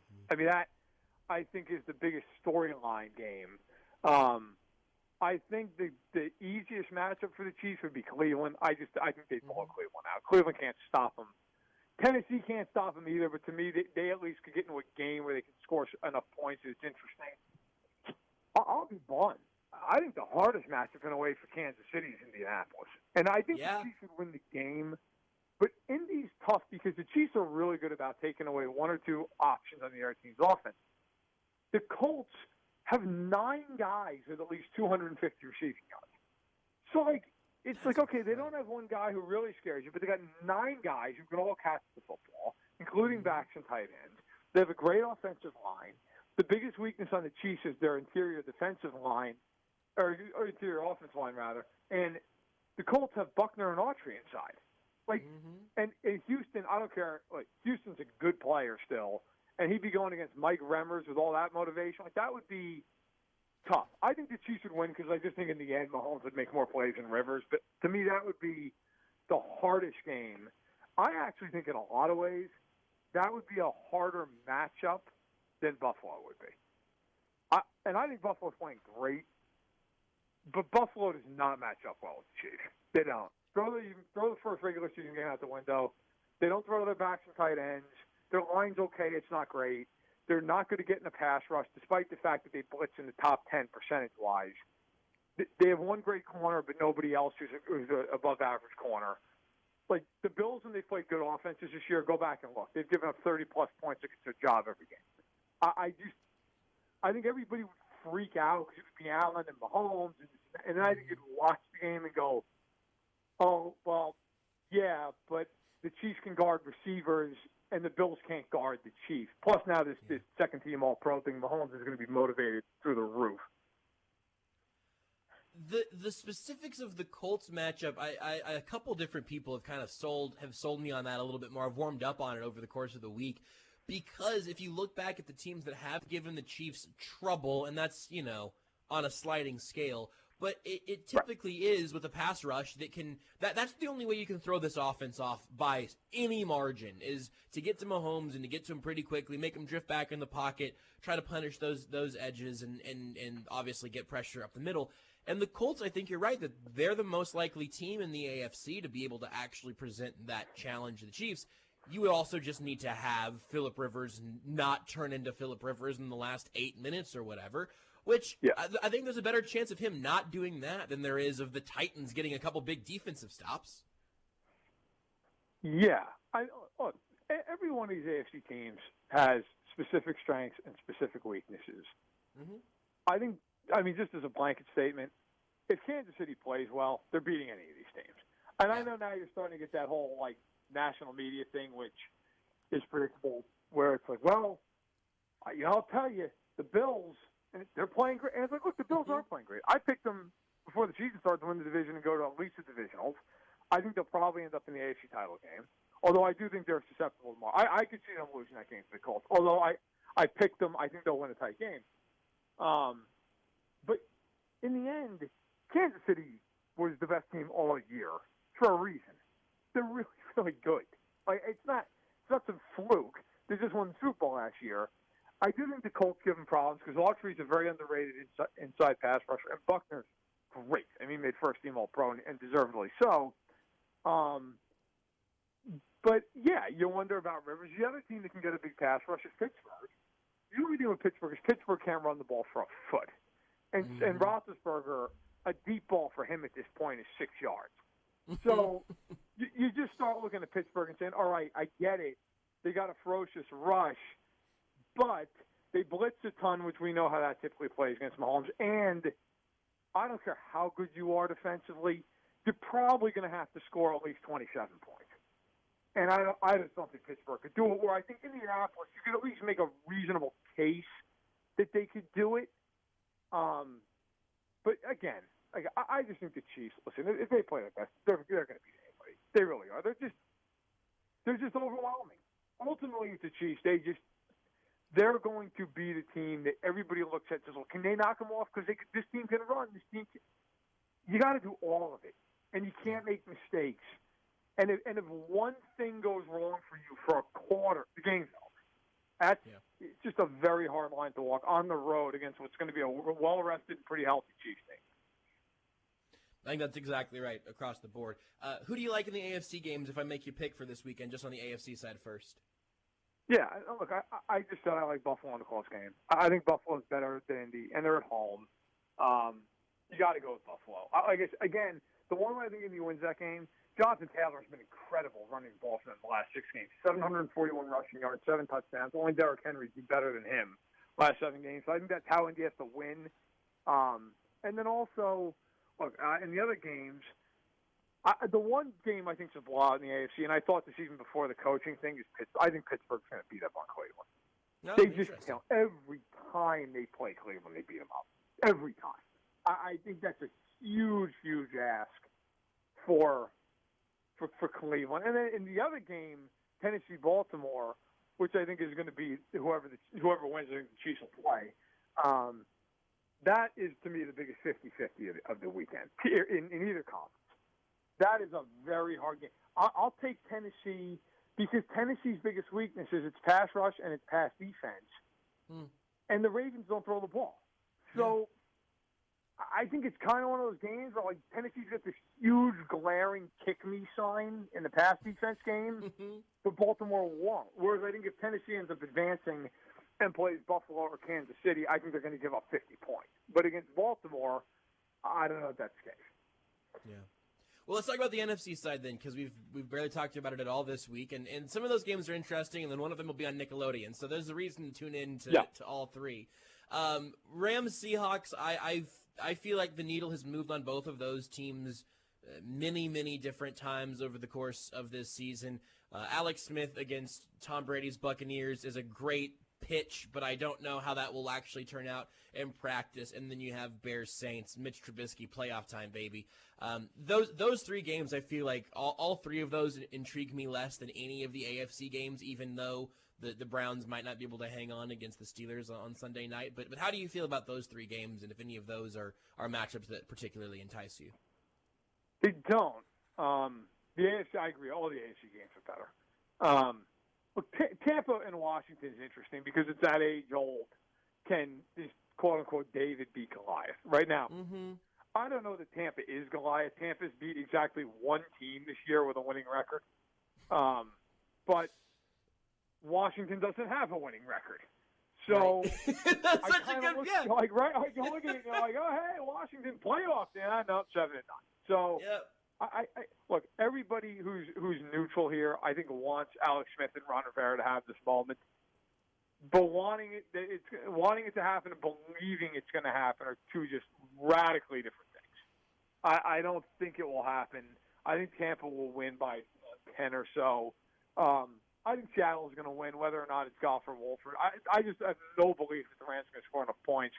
And then the other game, I think, honestly, that's the one game I could see the Saints getting surprised in that game. And not because I think Trubisky's awful. But Hendrickson's out for the Saints. I have no idea if Brees can throw the ball at all. He hasn't the last 3 weeks. He's been awful. Thomas is coming off of his ankle injury. Who knows how healthy he is.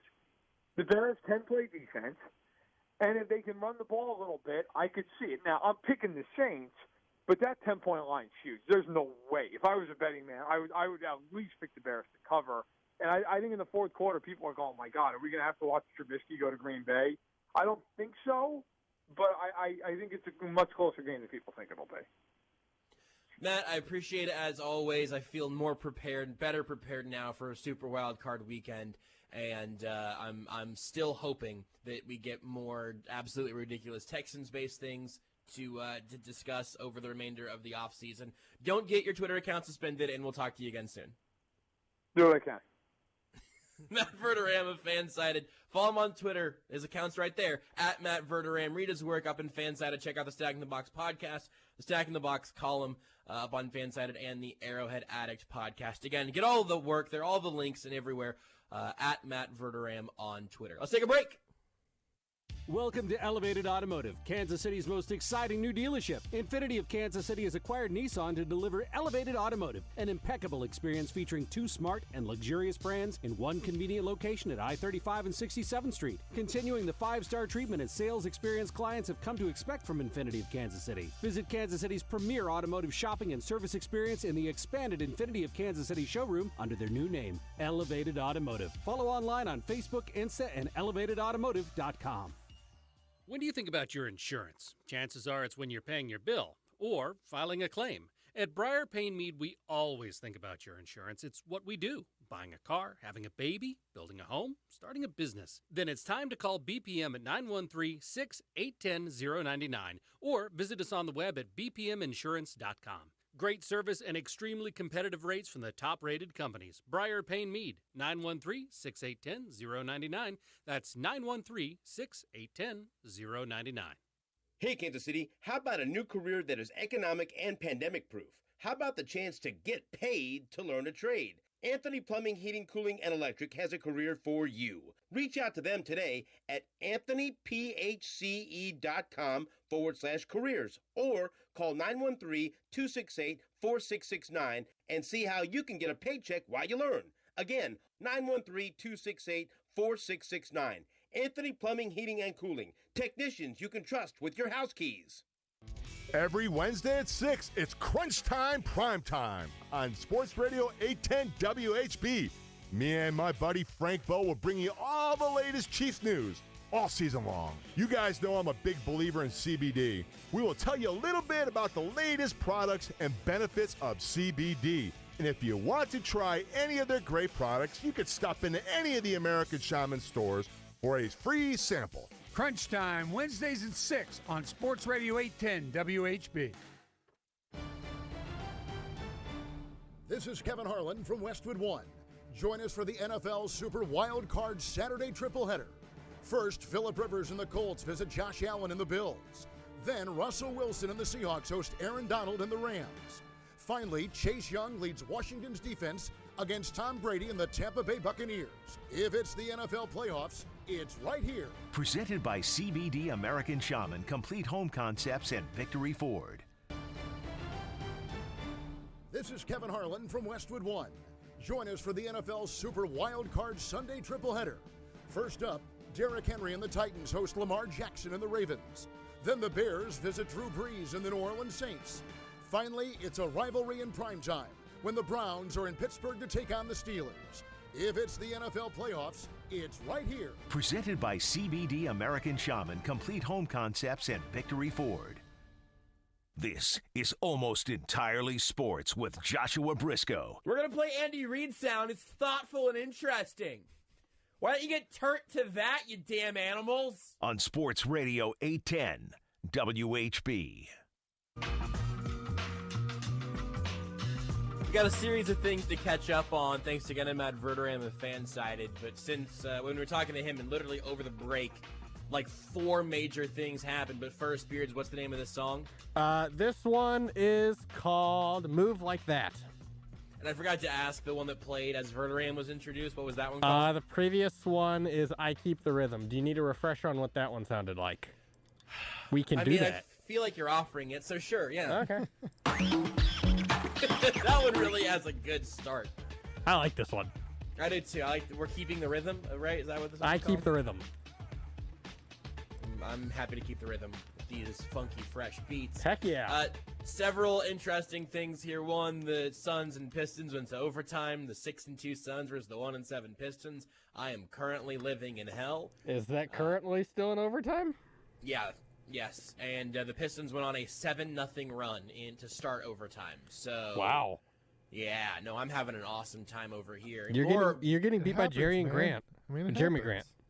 In more very cool, totally normal, okay, fun, good news, Ian Rappaport just tweeted, the Washington football team will have more answers in the morning, but there is a real chance that quarterback Taylor Heineke ends up starting versus the Bucs, sources say. Alex Smith's calf is still sore and hasn't loosened up. Heineke took the majority of snaps and is ready if needed. Why is a beer playing football?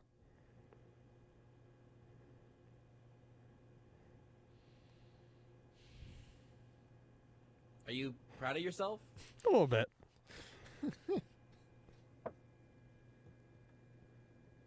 You shouldn't be. You didn't earn that. No, but I You took don't it. deserve that. Anyway, I honestly, you could put Alex Smith's feet in cement at this point, tie him to a cinder block or whatever, and I would rather see him play quarterback than Taylor Heineke. I think it was James Palmer that just tweeted, like, the Washington football team really believes in Taylor Heineke. It's not BS. And that's fine, but what are we doing? Like, they were bouncing around between Alex Smith and Dwayne Haskins, and who actually started the season? Rudy? I don't think it was Heineke, was it? No, it was Haskins. Pretty sure. I thought somebody else. I thought there was a fourth quarter. I thought Heineke was essentially. He was the quarterback in Carolina with Ron Rivera too. Was it Kyle Allen? Kyle Allen is there. I think Kyle Allen may have actually. Yeah. So this season, Alex Smith started 6 games. Dwayne Haskins started 6 games. Kyle Allen started 4 games. Taylor Heineke did not actually start, I guess, but showed up at least once. This just, if you love Taylor Heineke so much, why is he QB4 from the start of your season? Whatever, man. Dwayne Haskins was the starting quarterback for Week 1 against the Eagles. Okay. And then Kyle Allen came in, and then Alex Smith came in, and then it went back to Dwayne Haskins, and then back to Alex Smith, and then to Taylor Heineke, I think, was the route.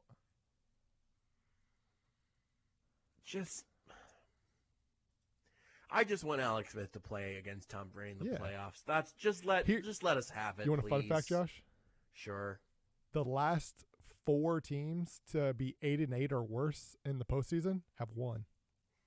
None of them have been quarterbacked by Taylor Heineke, though. Well, no, I'm saying if Alex Smith is the quarterback. Well, here's the deal. Taylor Heineke is the quarterback. You throw out all the records. Nothing matters. If Alex Smith's the quarterback, then I'm saying Washington wins. Also, the team that has been been 8-8 or worse has also covered the spread 8 games in a row. Wow. Yeah. Goes back to I think the last time a team hasn't covered the spread, which I guess technically I would assume that means they lost, because I would have a hard time thinking an 8-8 team went into that game favored by 6 and only won by 3. That would be a little weird. But that it was back in the late 90s. I don't have all it in front of me. I was reading this earlier today, but it's like the late 90s since the last time one of those teams didn't cover the spread. We are also just around 24 hours removed from last night's poll questions. I figured I'd update those now while I'm thinking about it, because if I forget, it's just going to disappear. When was the last time you ate a Lunchable? Not since the 90s or earlier, 15%. 2000 through 2010 got almost exactly 20%. This is on over 1,000 votes. 2010s got 32%. 2020 or 2021, 33%. The majority of people who follow me on Twitter, or who voted on this poll at least, have had a Lunchable in the last year and 8 days. I'm surprised by that. Me too. I'm happy, though. I'm happy Lunchables are still kicking around. By the way, we got a Twitch comment from Chaotic Warrior just simply saying that wasn't his worst in regards to Beards' bad joke. I'd hate to be forced to remember what his worst would be. I mean, I think he's right. It's just, I mean, it's like going up to one of Picasso's great works and saying, like, I'm not sure that's not your best. It's not really an insult, because he's got such an absolute library. And for Beards, instead of good paintings, it's bad jokes. He's working so hard for another one right now, but he's not going to get there. No, I was pulling up a liner to use for next segment. Don't worry. I can hear the gears turning from here. Actually, it's just your microphone. And then our other poll question. Our other poll question. It's really not. There's just noise. There are computer noises from the studio, and you can that I can hear. You also hear the fridge. Oh, is it the fridge? Yeah, the fridge has been really loud today for some reason. I know it's got a little humming noise. The fridge got a little hum. Wow, that is what that is. I've always just sort of assumed that was like a CPU just sort of grinding along. No, the fridge was really loud earlier today for some reason. I think it also might be a little bit of a combination of everything, but I think the fridge is the loudest of the culprits. Besides the fan, obviously. And just me. Yeah. That too. The other poll question was, did you ever eat Play-Doh? Where do you guys think this wound up? 75% no. I think 82% of people are liars. Really unfortunate the way that this decimal came in. I guess you could round up, but 68.5% said no. They never ate Play-Doh. Bunch of liars. I do think that there's something to say if it would have said, did you ever taste Play-Doh? Because I never, made a Krabby Patty and then chowed down on a big fistful of Play-Doh. But I think we've all tasted it. Yeah, I've definitely, because again, I've had a Play-Doh set, at various points throughout my life as a kid, ones that, essentially you're putting Play-Doh into a little, essentially like a stencil, a mold, a plastic mold that turns it into food, right? We've all had that little kitchen thing. I've absolutely essentially either put it in my mouth or almost like you bite into it like you're joking around, or not really joking, but you're playing make believe. You're a kid. I don't believe I've ever swallowed Play-Doh though.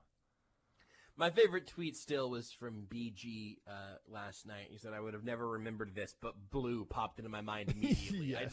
I just love that so much as thinking I don't think I ever blue. I know what blue Play-Doh tastes like. Brought so up I guess a very I traumatic know. experience in somebody's life. Yeah, we really. I guess it was like it was like that scene from Ratatouille, just taken back to a childhood plate and just eating handfuls of Play-Doh. The Suns are going to lose to the Pistons. 17 seconds left, and they're down 6. What the hell is happening right now? It happens, man. Just enjoy the fun ride. There are going to be some bumps along the way, but enjoy it.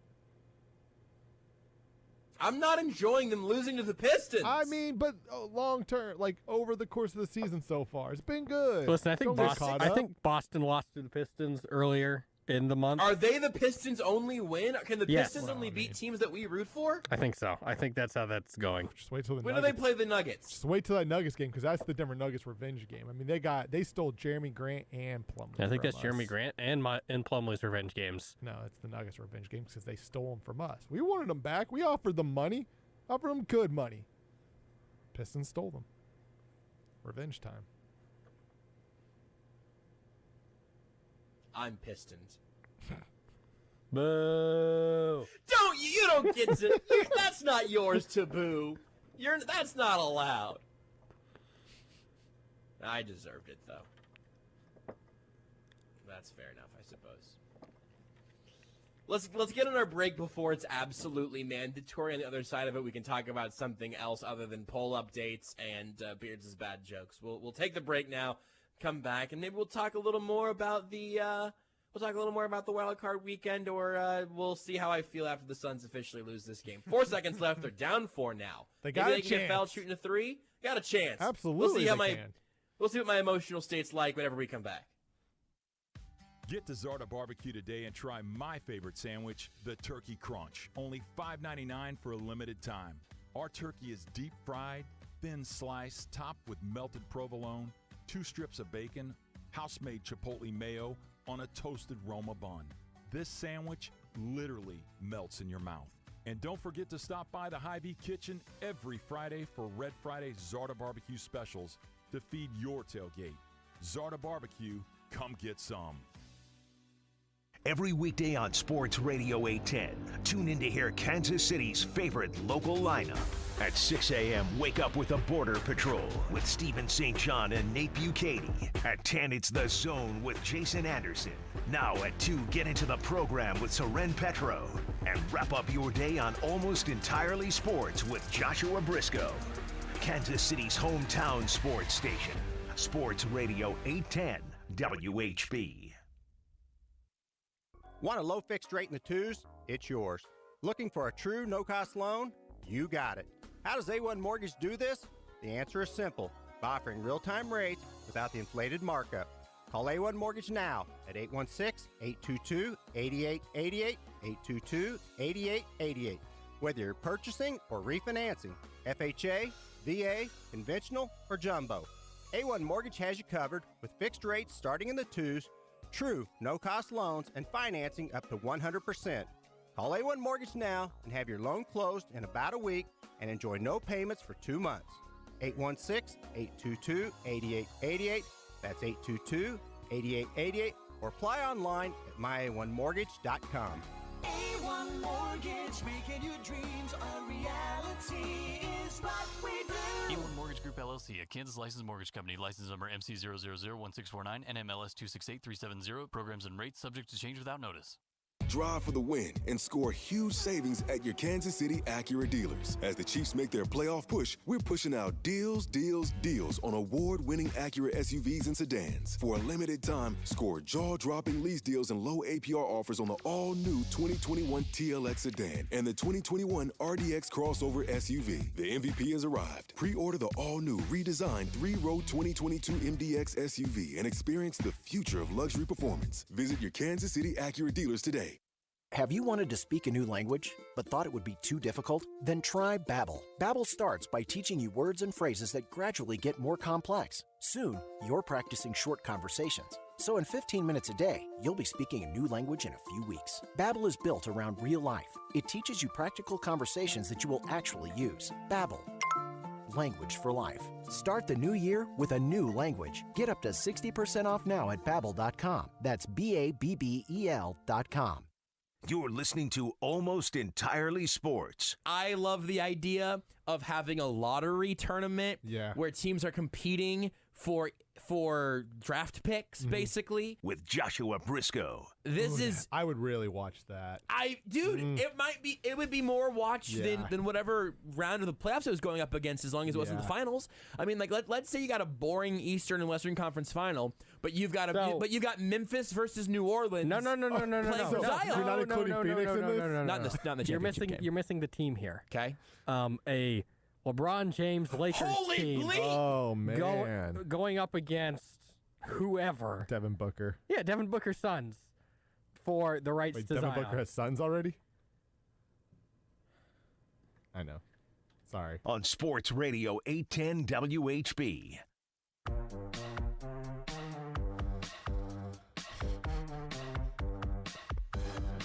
That sounds like shame coming through from Rudy Salazar. It's not a shame. It's still my favorite joke.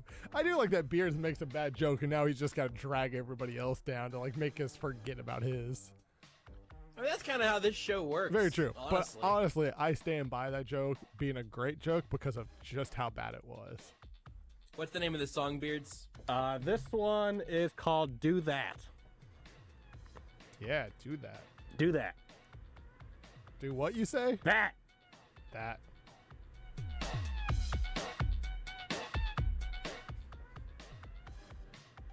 It kind of sounds like an electronic version of Push It.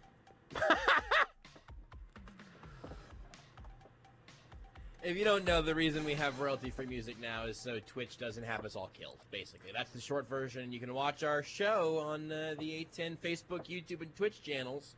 So that's exciting. It also just means we have this bit until we start getting into repeats, which will happen when. How many do we have left in the barrel, Beards? Let me probably we're probably more than halfway through. We have got 5 Hold up, left. I got 5 left. I'm sorry to interrupt you guys, but right now, Please. currently on ESPN, there is in a 105-105 game. We just had a ball versus ball jump ball. Wow, a ball? Yeah, Lonzo beat LaMelo. A ball jump ball. Yeah, ball jump ball. Did you say 150? 105 to 105. Okay. I may have said 150, but I meant 105 to 105. A ball jump ball. First time in NBA history there's been a ball jump ball, I bet. Beards, is that true? Poor middle ball. Where is he? Where is the middle ball? He was cut by the Pistons. Oh, they cut the middle ball? They did. Before the season started. He did not last long. The Pistons also. Jeremy beat the Grant Suns. iced the game against the Suns. I wish the Nuggets still had Jeremy Grant. I wish Devin Booker had sons. One day. Where's the middle ball, Beards? Currently nowhere. Or at least not in NBA terms. I bet he's hanging out in Charlotte or New Orleans. You know, just chilling. What's in between straight up Charlotte cannot and New remember Orleans? which one he is. He's Leangelo, right? Correct. Yes. Whatever city is perfectly in the middle of Charlotte and New Orleans, that's where Leangelo is just chilling. Just right All right, in I'm the gonna find that answer. Hold on. So we're going Charlotte. I'm opening Google Maps right now. We're going Charlotte, North Carolina. Directions from New Orleans. You guys have a guess? What's going to be? I'm terrible at geography. How far of a drive do you think that is? That's actually I have it up, so I'm not going to It's about 10 hours. Yeah, 10.5 hours. About 10 hours. A very, very sort of middle major city there. You go right through Atlanta. So maybe he's going to be a Hawk. But Atlanta's much closer to Charlotte than it is New Orleans. I'm talking dead in the center. I want to it get. looks like It's definitely closer. Like, I'm thinking more. Like maybe honestly, he might be. I think he's in Auburn, Alabama. I think Auburn, Alabama is the dead center. Dead center, I think, is pretty much on the border of Alabama and Georgia. I think he might be in Auburn. Maybe. I'm just on the border. There's a nice I was gonna say Sonic. Montgomery almost. There's a you go right Maybe by a a little too far. Popeyes right there. I've zoomed in far enough here. There's a Popeyes right on the Alabama side. Yeah, That sounds delicious. I had Popeyes a couple days ago. That sandwich is unbelievable, man. There's a Lynette, Alabama, just right on the border. And if you cross, I you're see in that West right Point, there. Georgia. Yeah, maybe he's got places on both sides of the border. Yeah, you just depending on hang how out. he's feeling. He's just hanging out with Florida Georgia line, right? He seems like a country music guy. Just hanging out with Florida hanging out Georgia with line. Florida Alabama line. Yeah. Oh wait, it's Alabama Georgia. Yeah, that doesn't. Yeah. He's making his own. He's making a rival band then. Alabama Georgia line. Yeah. I mean, just outrageously stupid. Just everything about that joke. Very You dumb. thought my joke was bad. No, it was bad. It was. I mean, it was. I mean, it wasn't really a joke. It was just bad logic all around. I think he should have to play with the Hawks. I think the Hawks should have to sign the middle ball so he can be the middle ball geographically. That's fine. It's I'm right okay with there. that. It's right there. It's definitely closer to Charlotte, but that's fine. It's a city with an NBA team. I didn't right say he's there. playing in the NBA. Somebody on I think Twitch says Chaotic Warrior says he signed a G League contract yesterday. It looks like so. Oh, no kidding. Let's see. I guess we know who to go to. Yep. LeAngelo Ball signs guard G League contract to play in bubble. I guess we know who to go to for our NBA facts now. You just Beards. said no. Hold on, Rudy. You just said NBA guard league because you saw the letter G, I saw G. and you Yeah, thought that was short for in the guard. headline. Well, so in the headline, there's 3 lines. So it's LeAngelo Ball signs G, next line league contract to play, next line in bubble. So I just like the G and the league are not next to each other. So I just looking at the G, LeAngelo Ball's obviously guard. I was like LeAngelo Ball signs guard. I'm like, no, that's G League. Did you say? Does it say which team he's That's playing sort of. for? I wasn't even going to I ask will which guard click on league the team he was article. playing with. Let's Because see. I'm on TMZ Sports right now. I can't. Does it not say? This The is a Oklahoma really City unhelpful- Blue. Yep, there. That, it is. I think that was in March. That was. Yep. Keep No, reading, buddy. that was the last. That was 2019. I don't know if it does say. Maybe. It looks. Oh God. Okay, I'm gonna read Yahoo Sports. We're gonna figure this out. Damn it. LeAngelo Ball will return to the G League this season, per a report from Shams Sharani on Thursday. Ball has reportedly signed the deal with the G League to take part in the league's restart inside of the bubble. The G League will hold a draft on Monday to just fill saw the that. rosters for the teams taking part. Well, no one else did. Beards, we're doing a radio show. Taking part in the league's restart. In total, 17 teams will travel to the bubble to play. So apparently, he just signed with the G League. Yeah. Are you guys on the Yahoo Sports story? No, I found a different article that was saying the Go same to the thing. Yahoo Sports story really quick. Hang on. Find that one. Just if you Google LeAngelo Ball, you'll find the Yahoo Sports story headline: Report: LeAngelo Ball signs G League deal to take part in the league's bubble. Mm-hmm. Are you talking about this picture? The Of him picture wearing is the Lakers really a jersey? choice. They really made a choice about the picture. Here's the thing. Wow. Here's the thing about the picture.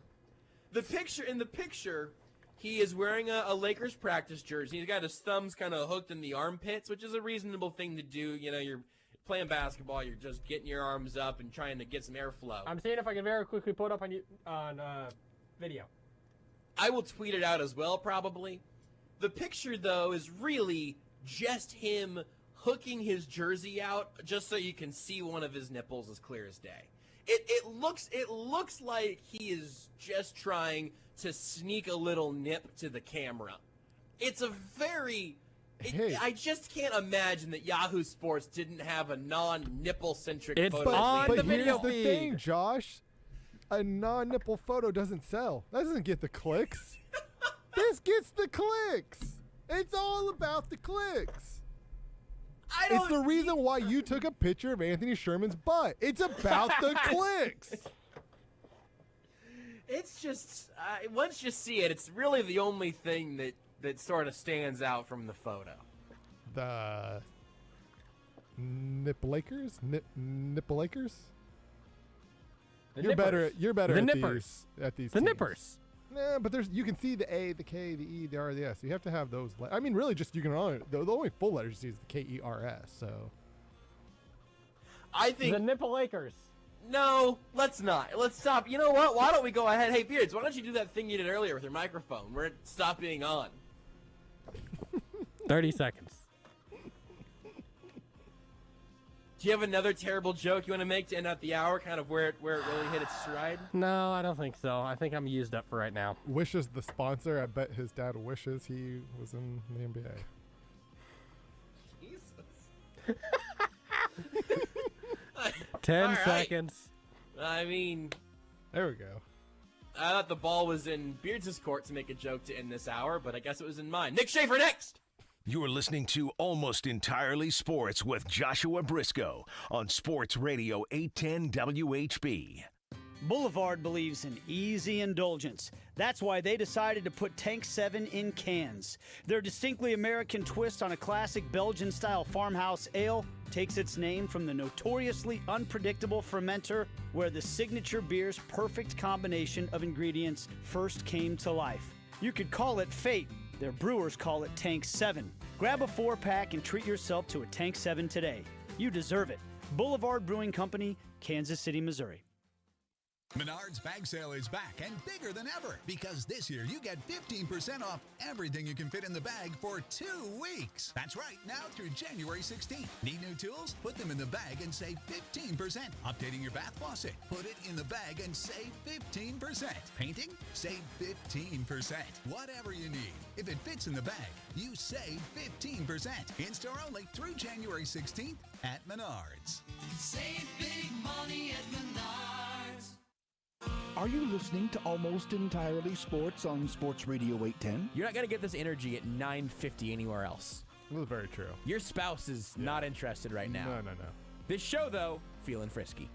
And late night television is not that good. Absolutely not that good. I've seen enough lip singing battles, I've seen enough carpool karaoke to last me a lifetime. Yeah, I'm good. Almost Entirely Sports. Weeknights on Sports Radio 810 WHB. At Central Bank of the Midwest, we are focused on building strong communities across Kansas City. I'm Bill Ferguson, President and CEO. Our strong roots began more than 100 years ago in the heart of the Midwest and continue today across 5 states and 67 communities. Central Bank of the Midwest brings you the best of both worlds, a strong community bank with the resources and technology to deliver a legendary banking experience. Central Bank of the Midwest, strong roots, endless possibilities. Member FDIC, Equal Housing Lender. The expanded NFL playoffs are here. While the Chiefs rest up for round 2, sit back and enjoy exclusive live coverage of all 6 NFL playoff matchups this weekend on Sports Radio 810 WHB. 3 games Saturday, 3 games Sunday to kick off the NFL playoffs. Right here on your home for Super Bowl 55, Sports Radio 810 WHB. Presented by CBD American Shaman, Complete Home Concepts, and Victory Ford. A KC tradition since 1957, Hereford House is a locally owned steakhouse that has served generations of Kansas Cityans. Hereford House exclusively serves certified Hereford beef, which has been proven to be naturally more tender and flavorful than other brands. All their steaks are aged 21 days, hand-cut daily, and grilled over an open charcoal flame. This process provides a wonderful aroma and delicious flavor that cannot be duplicated by any other cooking method. Hereford House, Leawood, Independence, Shawnee, and Zona Rosa. Kansas City's favorite sports station, 20 years and counting. Sports Radio 810 WHB, Kansas City. This is Sports Center. I'm Sean Ryder. Michigan and head football coach Jim Harbaugh have agreed on a contract extension through the 2025 season. Harbaugh 49-22 in his 6 seasons as head coach of the Wolverines. NFL and the Cowboys have fired defensive coordinator Mike Nolan. Dallas allowed the most points in franchise history this season, 473. Finished 31st in run defense. That's next to last. Browns reopened their facility, practiced for the first time this week, just 2 days before their first playoff game in 18 years when they take on the rival Steelers on Sunday night in Pittsburgh. Steelers veteran quarterback Ben Roethlisberger says he's not taking this matchup for granted. I think every player should approach this playoff game like it could be their last playoff game ever. I know I am, because nothing's guaranteed in this game or this world. All the old guys, I know you didn't want to use those words, but I'll say it for you. It's cool. I mean, it's fun to be a part of it with them. I'm hoping that it's not one and done. You know, we're going to give everything we have so that I can be the last old man standing, maybe. This will be 38-year-old Ben Roethlisberger's 22nd career postseason game, first against Cleveland. Baseball Hall of Famer Tommy Lasorda has passed at the age of 93. Lasorda managed the Dodgers for 20 years and 2 World Series titles. And the NBA closing seconds, Hornets lead the Pelicans 116-110. First NBA matchup between brothers Lonzo and LaMelo Ball. LaMelo, the rookie, with 12 points, 11 rebounds, 9 assists for Charlotte. Gordon Hayward has 26. It's Greeny, and this may very well be the best football weekend of all time. 6 playoff games in the NFL, and then Monday night, the College Football Championship. We'll be all over it together Monday with me, Greeny, starting 10 a.m. Eastern on ESPN Radio and ESPN+. You're listening to Almost Entirely Sports. Do you like crawfish? Nope. Oh, weird.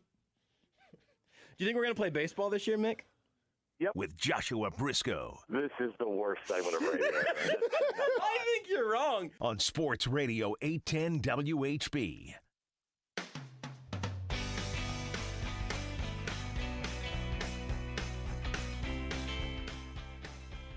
Last hour of the show, last hour of the week, and do I have a gift for you? It's been so long since we have been graced on these airwaves by the one and only Mick Shaffer.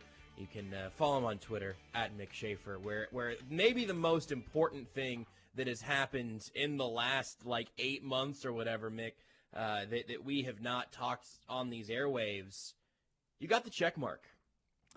I did, just out of nowhere, really. It's quite a process, and I'm not sure it's even a process. I think it's kind of more of a crapshoot or something like that, but I did get the check mark on Twitter, and I think I had it for a few days and didn't notice it until somebody pointed it out to me. How has your life changed? I clearly still do not have a blue check mark. How has your life changed since being #verified?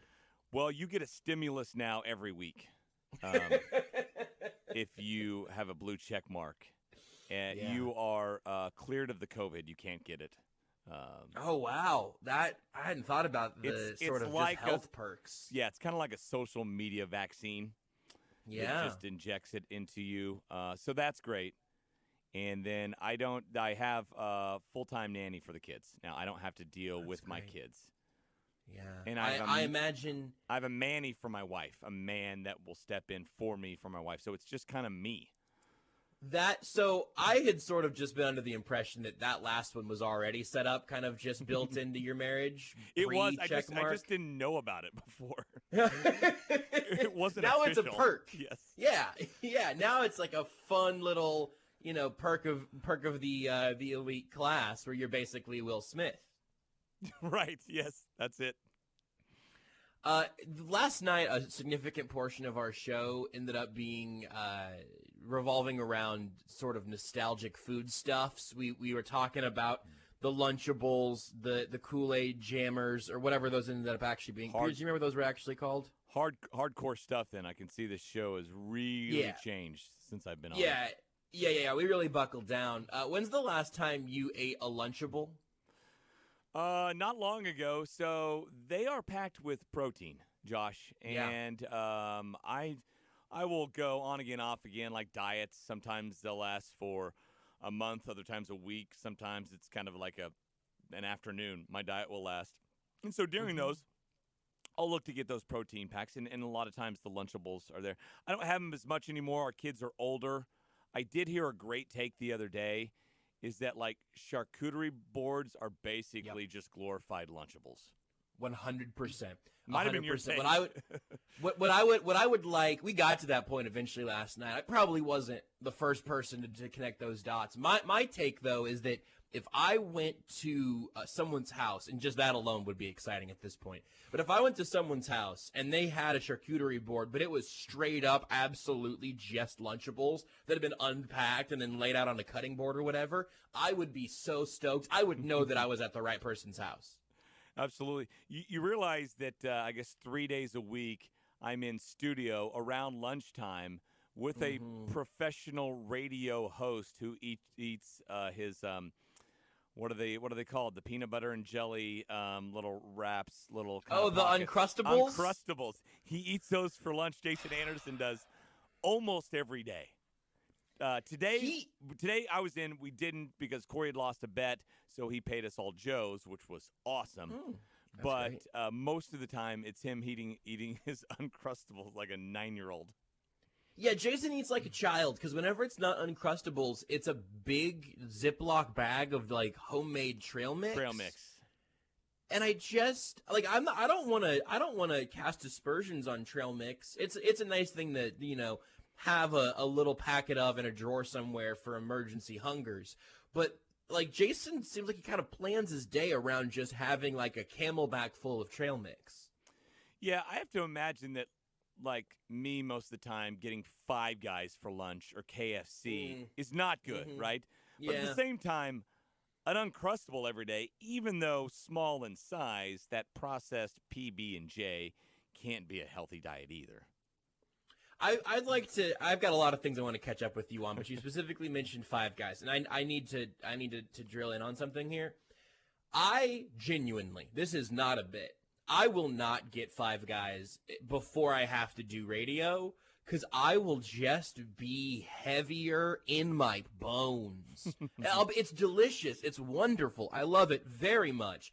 But I kind of got to plan. I have to plan to have like an immediate Five Guys hangover in a way that I don't plan for actual hangovers. That makes sense. You want to have energy on the radio, right? It's probably best. Yeah. I find it when I'm doing sportscasts, I'm better and more energy when I'm standing as opposed to sitting. You're probably the same way with radio. And Five Guys meals aren't designed to give you a jolt of energy whatsoever. No. In fact, it's the exact opposite. So, yeah, I get that. It's sort of a sedative. It's sort of a delicious sedative, which, again, that has a very important part in my food pyramid. It just can't be the pre-radio meal, which even sometimes a little Taco Bell in a pinch, that'll be okay. I can pretend since I'm eating chicken that my day is going to continue going. But I think it's the fries and the sheer poundage of beef that just is going to just sink you. It's going to sink you. There's a lot of beef, some heavy buns. Yeah. Mark that if you want beards, yeah, and then of course the fries, which is, they give you. I think they ask for your weight, what you're weighing right now, because they give you your weight in fries. Yeah, which at this point they should just be able to guess whenever I go in that it's going to be 2 pounds more than the last time they asked me that question, and I love it because it's delicious. We seriously haven't done one of these wonderful end-of-the-week hours in an extremely long time. I missed it. I feel like it was maybe before the summer. Like, you even, dumped me before you had to. Well, it's hard. That's hard to say for sure. And that's in the past. Let's not relitigate, things that happened months ago. But it definitely was like everybody working for like that little working from home sort of let's figure out what's going on kind of thing that then lasted like 6 months, and then everybody kind of figured out where to go from there. It was right around there, and I guess there may have been other things that have happened. Did we do it during the pandemic? Have we done this during the pandemic? We definitely had at least a time or two when we were like in the same room, but then kind of like scoot like a good 4.5 feet apart, and so that was probably good enough. I remember that distinctively. Right, we're like, the CDC says 6, but when they say 6, they're really meaning 4. They're just giving a cushion there to CYA. Right. Yeah. Right, yeah, because, I mean, you can't, listen, they knew what we were going to do. Like, they're smart over there. They knew that we were going to go ahead and round down when convenient. And so we survived through, because we specifically, I think, talked about just the origins of your childhood and the dirt, don't rub some dirt on the COVID, I believe was a phrase that may have been said at some point early on in that process. But I just would sort of like to unpack, how your life has gone, not just from the blue check mark, but over these last several months. We've done we did a Sunday sound off in costume after Halloween. I think that might be the last time that we've gotten I've had you on my show a lot more than you've had me on yours. Within this period where your government required hour on Friday nights have disappeared. That's absolutely true. Yeah. I would say this: you are by far the most entertaining Sunday sound off guest, and it's by far you put the most into it with the Zoom backgrounds, the preparation. Randy's got his great takes and everything, but I just like interrupt his life. He just rolls over onto the Zoom as he's doing 100 other things and does his sound off bit. But he just has nowhere near the preparation and research that you do, especially considering your fellow guests and how to mock them with your backgrounds and your comments and everything. Don't forget that how much I appreciate that. Thank you, Mick. Beards, if you could cut that and I want to put that in a resume of some sort, a sizzle reel. Maybe I could have that be a voiceover for some of my best, Sunday sound off clips that I could have shown underneath as I'm putting people in compromising situations for my backgrounds. I think that's really going to take me very far. Thank you, Mick. Anytime. I speak truths. Yeah, nothing but truths on this show. I spit truths. How's your family? We've been bumped off by high school football on Fridays for a long time. I know high school football has been a very large part of your life throughout these last several months. Can I get a Shaffer family update on how that's gone? It's funny. It's been like a 2020 quarantine edition of 2019 for us in the fall, moving on into the winter. In that, in 2019, my kids' team, they won state football, and then the Chiefs went around and won the Super Bowl, and now my kids' team wins again. State football, Mill Valley 5A state champs, 2-time, back-to-back state champs, 4 times in 6 years. And so now the Chiefs once again are repeating, running it back, the road to repeat, the drive to 55, whatever you want to call it. They're on pace to do the same thing. It's funny, in our basement, whenever I cover a championship team, I always do like a big like mural, basically a frame deal. I go to Michael's. Right, they do great stuff there. Sure. Some matted stuff, and so it started in 2008 in the Final Four when I covered the Final Four and KU won it all. I actually got a piece of the net. It's a long story. I probably told it on the show before. I got a piece in the net, and I got it framed with pictures and confetti from the floor and newspapers.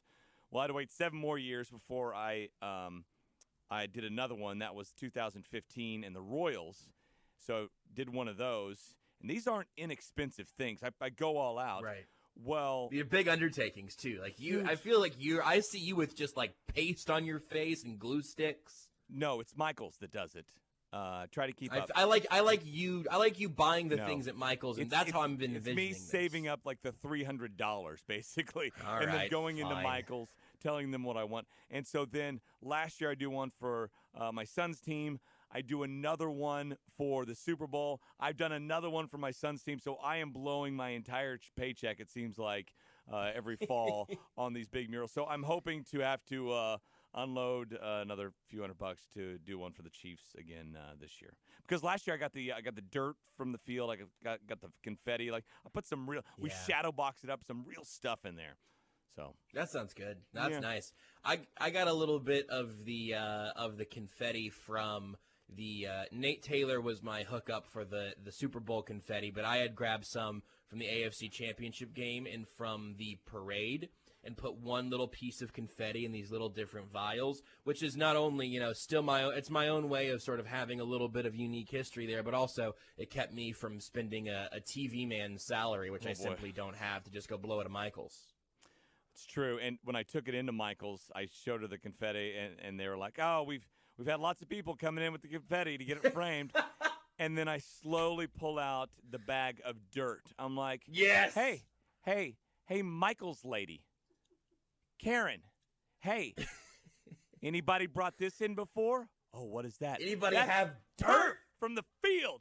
Oh my goodness!" And she went back and got the other worker, who coincidentally was named Karen as well, and showed her, this guy's got dirt. I'm like, yeah, tell that to your next confetti-only person. Hey, Karen, check this out. Look at this small Ziploc bag I'm pulling out. What's that in there? That's a lock of Patrick Mahomes' hair. He doesn't even know that I have it. He does not Put it in know. the box, Karen. Brittany got it for me that night when he was sleeping. He's got a very strange bald spot that he has not been able to piece it together. It's mine, Karen. Put it in the damn box. Put it in the box, Karen. That would be a hell of a trophy. I feel like there's a lot of good stuff. The confetti, great, unique. The turf, the dirt, you love to see it. The hair of a DNA from a player that has to take it. Yeah, where does the line get? So here's what I'm thinking now. You get like a shoe or a game-used cleat that a player throws to a kid in the stands. That's great. You love to see it. A unique piece of memorabilia, et cetera, et cetera. What if there's just some like wadded up tape for around your ankles and on the shoe and whatnot that just gets left on the sidelines? If somebody snags that feels like that's on the wrong side. That feels like that should be trash and not memorabilia. Yeah. But I don't know. Yeah, I feel like there might be a thin line between keepsake and criminal activity, right? Did you swipe that? Is that somebody's hair right there? Is that a finger that's been shadowboxed by Michaels? Yeah. Genetic material definitely has to be on the outside looking in on that particular. All of a sudden, you're line. like Dexter. You're taking trophies of victims. Yeah. Yeah, right. Do you want to talk about anything sports stuff? Any of the sports stuff happening? You want to pick your poison? I can't think of much going on this weekend. Yeah. Oh, wait, it's Super Wildcard weekend. I'm going to throw this one out there. The guys on the program, not the program, but the zone, they desecrated all over this idea. They hated it from the get-go. Okay. They didn't come back at me with reasons why. They were just, all three of them said it was the stupidest idea ever. Okay, I haven't heard this yet, so I'm really excited to be the anti-zone here. This is my take, and I've never really in the past understood why this was called Wild Card Weekend, because you are giving homage to the worst teams playing, because you have division winners playing. This year, you have 3 division winners on each side playing. You have 6 division winners playing. You have 12 of your 14 teams playing. You have 85% of your playoff teams playing this weekend, and it's still called freaking Wild Card Weekend. Not only that, it's Super Wild Card Weekend, and I don't understand it. I wish it would be changed to something else, anything else. So we just have to change. You just want to change the name of the first round of the NFL playoffs to not honor the losers that have barely made it in. That's part of it, but then also to, be more accurate in that, wild card games in that round in the MLB playoffs are all wild card teams, right? Mm-hmm. In this case, you have almost your entire playoff field playing, and you're calling it Wild Card Weekend. It's not accurate to me.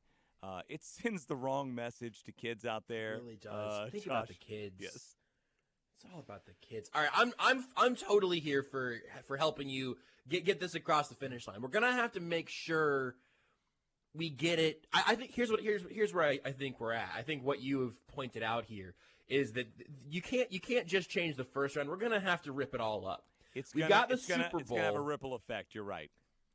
I think we work from the Super Bowl backwards. You got the Super Bowl. That's great. You've got the conference championships or championship weekend. Even that, you're on conference the right, championship you're weekend. You're on the right track there, yeah. So then what is the round before? Because it shouldn't be divisional because it's beyond that. These are teams that have won. I think this should be the divisional round, and we should come up with a new round for next weekend, a new name for that round. Okay. You can call it conference semis if you wanted, like hockey and NBA. That's kind of boring, I know. But, I feel I don't need snazzy. I just want accurate. But I think we could come up with another name, do divisional round this week. Because, you want to honor the division winners. You don't want to honor the freaking Bears, Josh. They lost. Yeah, no, you're right. And you're they right. got in at 8-8. And they're not going to last. They'll probably have a running clock in the second half. That's how bad they're going to be in the play. Yet we're honoring them in the playoffs. All right, here's my pitch. Wild card weekend, that's not it anymore.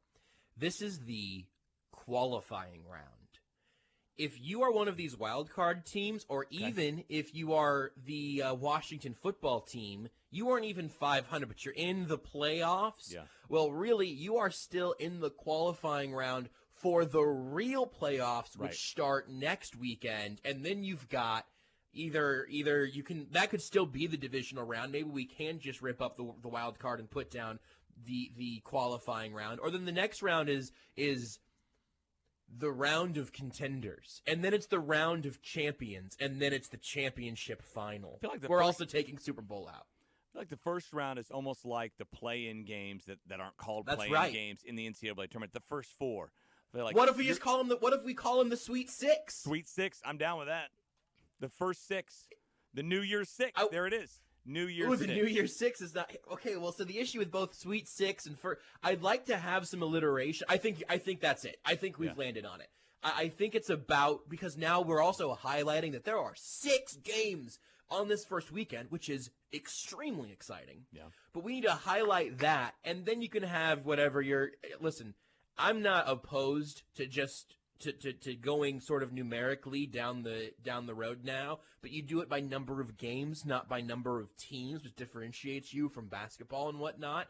And you've got we're calling it Super Wild Card Weekend, the Super Six. You got the Super Six this weekend, and then we'll do the numbers the rest of the way down. Yeah, I'm down with that, because we have to imagine, they're not going to stop. 7's just a weird number. We're on our way to 8. Would you agree that in the next few years, they talked about it this year, that if they didn't get all the games in, they were going to expand it to 8 just to make sure they caught, all the teams that could win it. And so I think we're on our way to 8. So when it's 8 on each side, when it's 16 teams, when everybody's playing, when the 14-2 Chiefs are playing, are you really going to call it the wild card round? No, we got to have something. No. We got to have something different. Do you think they're going to try to cram 4 games into each day then, or that they will go back to just having 2 teams on bye? It's going to be hard to have 2 teams on bye when you have 8. 8's set up for a perfect bracket.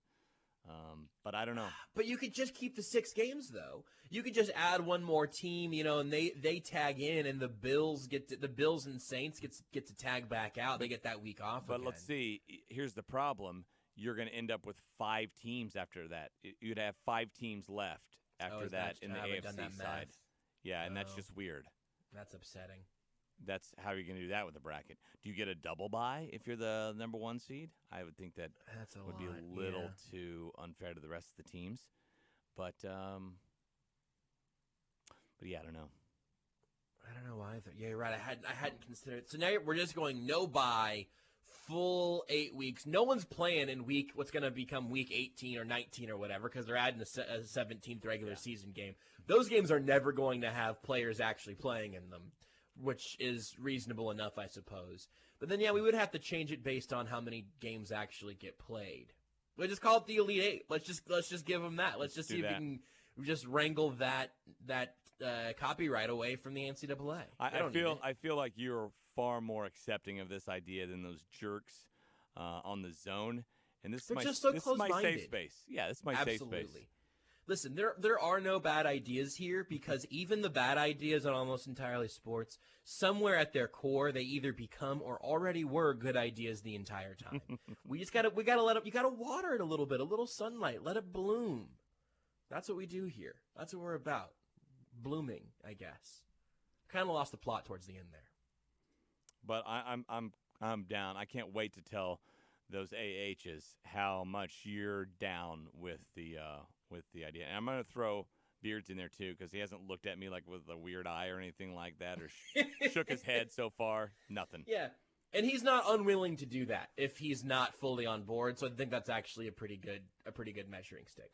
I actually had one suggestion for what we call Wildcard Weekend, which was Plebeians Weekend. Ooh, Plebe Week. Yeah. Plebeians Weekend, Plebe Week for short. Mick, how do you feel? Explain that one to me. Plebeian, basically what the Romans called the lower class. It's going to be my guess. Not the Romans part, but yeah, just the Plebeians Weekend. But what if we just winners? What if we call it Simp Week? What if let's see, hold on. I'm Googling now thesaurus for lower class. Is that going to be good? Let's see how that comes out. Isn't that like the proletariats? Well, yeah, so it's lower class? Yeah, so maybe we have the proletariat week and then the bourgeoisie week and and then the 1%er week. Yeah, when you get yeah, that's great. And then the Super Bowl is just like Elon Musk versus Jeff Bezos. Bill Gates Yeah. or Jeff Bezos. Yeah, it's Bezos. Absolutely. Yeah, because now the Super Bowl is brought to you by like Tesla and Amazon. Right. The Kansas City Bezoses versus the Green Bay Musks. Yeah, Yes. great.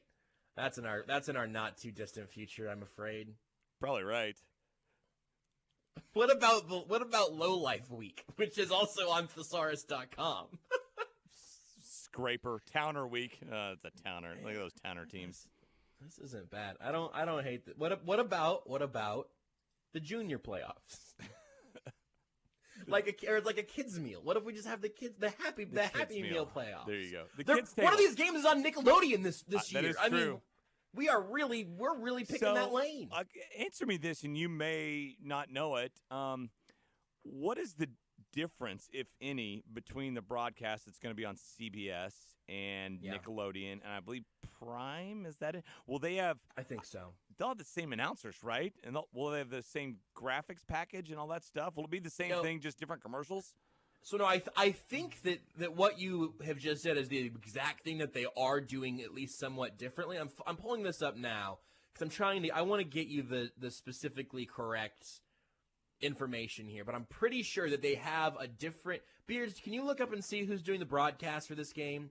Because I'm pretty sure that exactly for the Nickelodeon game, it's Saints Bears. That's the middle game I got on it. Sunday. Yeah, I got it. So it is Noah Eagle, which is Ian Eagle's son, and Nate Burleson.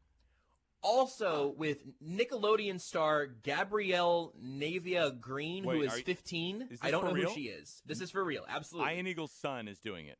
But he's like actually a broadcaster. How old I gotta is he? figure out. He's older than you'd think. He would have to be, because I figure like Ian's like my age. Let's see. Well, I googled. I've googled how old a specific type of eagle is, and that's not what I really. That's not really what I needed. He's 24. Oh, Ian must be older than me. Ian Eagle's 51. Yeah, makes sense. So he's done some broadcast work, but he's younger than me, which is also something I'm gonna have to deal with now. But there's some apparently Nickelodeon star that will be in the booth with them. So there's a 15-year-old who is there to bring the 15-year-old perspective. And so I've seen that the idea is it's going to try to be like a little bit of a beginner's class to NFL football. And also SpongeBob will be between the goalposts. That is also not a joke. Really? Like how between the goalposts? Like a picture of him or like an animated thing? Like you know how they have the nets back there? Like literally it is a superimposed graphic of SpongeBob's big face that a Bears kicker is going to kick off of one of the uprights and it'll bounce into SpongeBob's mouth. I can't believe this is the case. I'm intrigued now. I might want to, because that's a game. It's an NFC game, right? I don't really care. I might watch that version of it. And especially if it's like over at halftime, absolutely. And so is it Amazon Prime that's going to be the other one that's on that? Because I think it's 3 networks. Yeah, I think that's Is it going to be the cast of like The Undoing or Yellowstone that's going to be calling that game, or I don't know what shows they're are on gonna Prime? Those sounded as good as any. Here's a quote from Noah Eagle. I'm not going to be telling 11-year-olds that Jared Cook high-pointed the football. At the same time, I know that part of the audience is going to be experienced football fans, but we do need to include all of those who are watching early in their football fandom, and the goal here is to welcome in a new audience of fans. Also, I did see a tweet earlier today that Sean Payton has volunteered to get slimed if they win the game. Which would be real? Incredible. Yeah. Awesome. Nothing I have said on this has been a joke, which I know is unbelievable. I want to see if there's a way to get all three broadcasts going in our house at the same time. I would love that. Just kind of bounce between the three. That'd be cool. Nickelodeon's coverage begins at 3 p.m. with the SpongeBob Sports Pants Countdown Special, hosted by Broncos linebacker Von Miller. Jim Nantz and Tony Romo, who will call the game for CBS, will appear. SpongeBob also will be featured during the halftime show because, well, he's SpongeBob. That's according to the Chicago Sun-Times. It's as good a reason as any that he is SpongeBob. I can't wait for Twitter during this game. I can't wait to watch this game. I'm glad that we've finally given that its due because it's going to be spectacular. You can also listen to it on Sports Radio 810, but you can have the broadcast up while you're watching the all the Nickelodeon stuff while muted. I feel like that would really also create a nice sort of multifaceted viewing experience. The cast of Sharknado is actually going to be calling it on the 810. I would be okay with that. Yeah, I mean, I would happily. I would be all about that. I think that would be a great experience. Let's take a break. Mick Shaffer, 41 Action News, with us here. He's getting slimed the next segment. He just doesn't know it yet.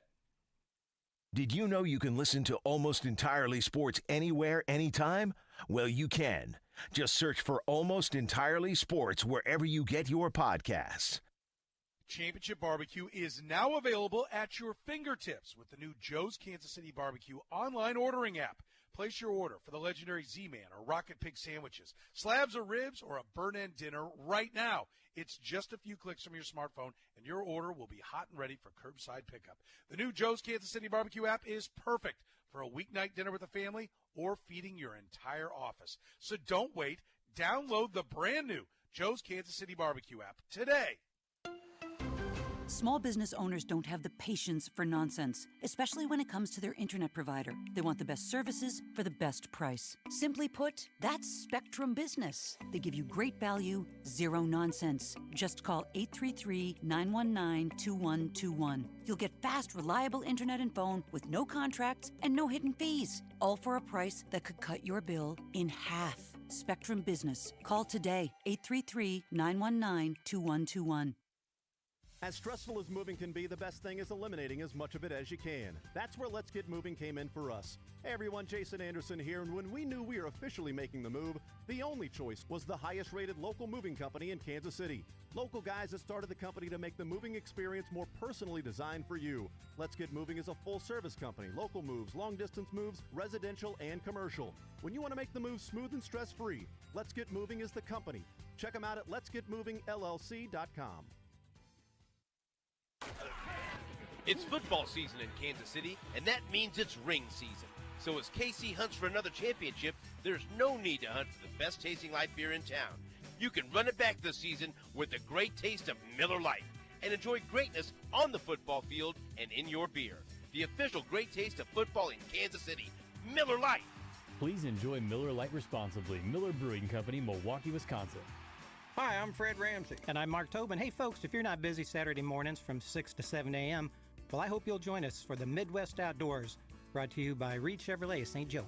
Join us and our expert guests, and we'll be talking about hunting and fishing, dog training. We'll give you tips, pass along stories, and most important, share some laughs along the way. That's right. We cover it all, from crappie to waterfowl, and we'll tell you how to cook it, too.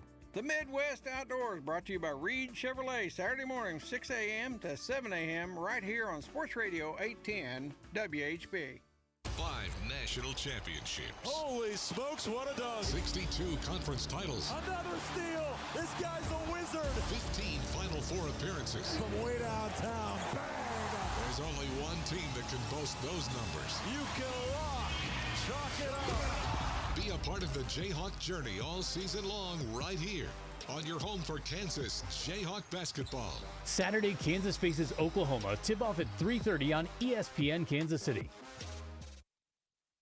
This is Almost Entirely Sports with Joshua Brisco. No, I get it, guys. Yeah, I got a long, stupid, sometimes fat face with a dumb nose. Yeah, I get it. On Sports Radio 810, WHB.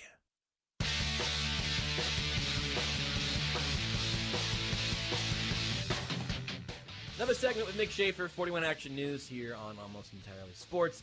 Back to our Friday, end out the week, sort of. It's really, I would consider this kind of your first drink of the weekend. Just me and Mick on the radio together once again. I'm doing a dry January.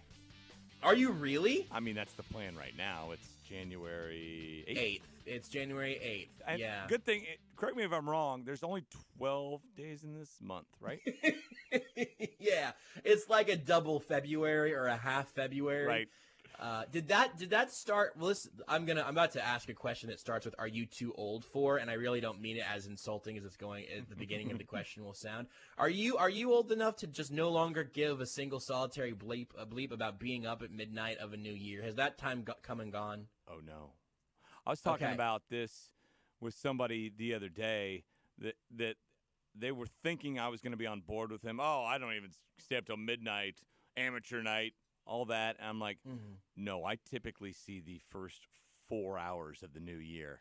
Okay. It's a great night to have a great time, and that's what I'm all about. I'm a social being, social beast, and it's so this last year has been a struggle, and obviously this year was muted for us. But yeah, I stayed up past midnight. Well, and the only reason that I even framed it that way, because you are a bit of a party animal. That's what people see, this buttoned up picture professionalism on television, never breaking character. But the reason that I framed it that way is because is it fair to assume that your dry January started at 8 a.m. on January 1st? No, I gave myself the whole weekend because January 2nd. Oh wow, okay.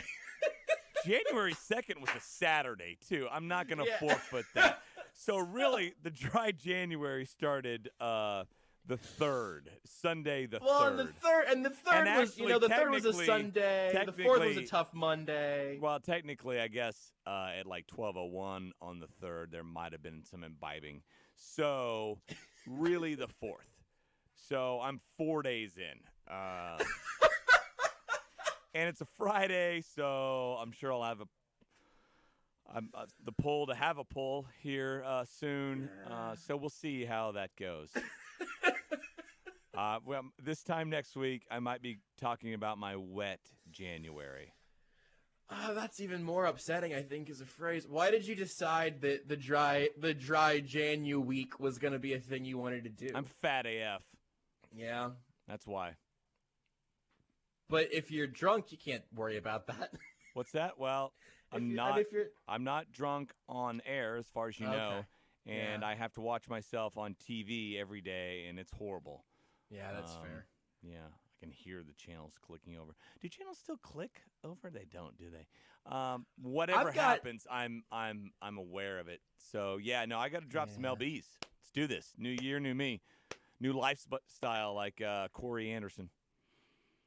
What's Corey Anderson's new lifestyle? I haven't. Oh, he's always talks about his lifestyle changes, but he doesn't really. Good. Okay, that makes sense. Because I was trying to think if I had heard about like a lifestyle change from Corey that I needed to know about that had not stuff. That type of lifestyle change, nor is it like him taking in less calories. Although we did talk today about both of us. Like we're at that age where, 10 years ago, 20 years ago. If you ate like crap and you didn't work out, you just looked bad. Now you're at the age where if that happens, you not only look bad, but it's like a health risk, right? There's death. Death is an option maybe if you just continue to eat all the time. It's tough for me, like working nights, man. I'm down by the plaza, and there are a lot of great places to eat down there. Yeah. And I a lot of times every night I'll find a different place, and so I need to stop doing that. I just turned 26, which I'm on the wrong side of 25. It's basically over at this point. Oh my god! But I would say within the last year, at some point in year 25, I started getting heartburn as just a thing that would happen every once in a while. Is this just my life now? Oh, it's how. Yeah, it's not. There's no. It's all downhill from here. There's no roller coaster ride to the top. It's there's nothing. I'm trying to think. No, there's nothing to look forward to. Yeah, I'm gonna. Beards, you want to finish out this hour? I'm going to go just eat a salad. I know that doesn't actually actively help kind of in and of itself, but it might make me feel better. Just have an apple on air. It's fine. No one would ever do. That is the deepest possible cut for an inside joke that is literally for maybe 3 people. And I appreciate it, Beards. I got it. That was funny. Anyway. You want to talk about the games that are happening this weekend that are kind of fun? Or do you want to talk about the Texans and everything that they've done? Very, very cool. Very, very good work from the Houston Texans. They've got football figured out, don't they? Let's talk about them, because they fired Bill O'Brien, and we were all like, oh, thank God they did the thing they should have done a while ago. You know, they'll get it figured out. They got Deshaun Watson. They're going to get a real GM and a new head coach. Everything's going to be wonderful. And now the story of the last 24 hours or so has been that Deshaun Watson is being lied to, not listened to, and is very unhappy. Their only important piece in the grand scheme of things hates it there. How did that happen? How did it get so bad?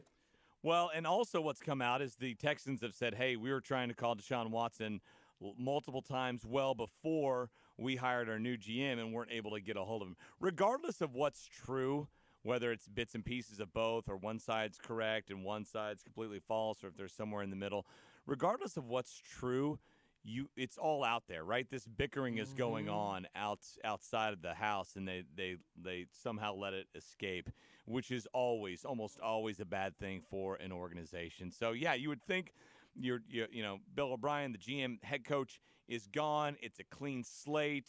You're starting anew, and no, it's the same kind of stumbling and bumbling and really just kind of awkward mistakes that everybody sees. Yeah. That, you know, just getting rid of Hopkins that nobody agreed with.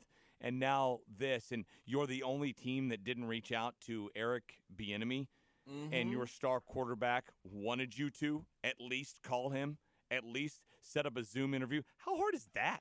I mean, how hard is that? It's not like you have to fly him in and wine him and dine him anymore, or at least not this year. You call the Chiefs and you set up a Zoom call. An intern can do that. And even if you're just going through the motions to appease your quarterback, you can't even do that. So, just a lot of public missteps that continue to occur down there in Houston. We don't have to shoehorn the Chiefs into the conversation on every single national topic, but this is one of the ones that really you want sort to of localize. You want to localize the story, though, Josh. You want to localize, and this is one where it does feel like just unbelievably obvious that, like, man, these two dudes came in the same draft, and listen, Patrick Mahomes is a better quarterback than Deshaun Watson by some amount. That's relatively inarguable. I think it's probably a smaller amount than most Chiefs fans would think, and maybe it's a larger amount than most Texans fans would think. I don't know. But in an inarguable way, both teams got the quarterback position right at the same time. Deshaun Watson's not Patrick Mahomes, but he was the right pick when they ended up picking, all of that stuff. So I can't help but look at how the last few years have gone with the Chiefs and how happy Patrick Mahomes seems to be, how the coaching staff and the GM and ownership, they seem to have literally everything firing from all the big contracts to roster management and all that stuff. And it's all around their Super Bowl MVP and MVP caliber and MVP champion, whatever, quarterback who's been excellent. The Texans got the hardest part of that right the exact same time the Chiefs did. And they're a mess. They are, and I think you hit on a lot of things there that were in place for the Chiefs before Mahomes came in, and that you had the head coach. You were about to have the GM in place, and you have terrific ownership. And I agree. I think it would be very similar situations for the Chiefs and the Texans had you flip-flopped those two quarterbacks. Now I think the Mahomes, I think, would have led them maybe to more wins down in Houston than what Deshaun has done, but I think you would have had great success here with Deshaun Watson as the Chiefs quarterback. And you know what? I think that's one of the reasons why he's disgruntled or reportedly disgruntled is that he sees that too.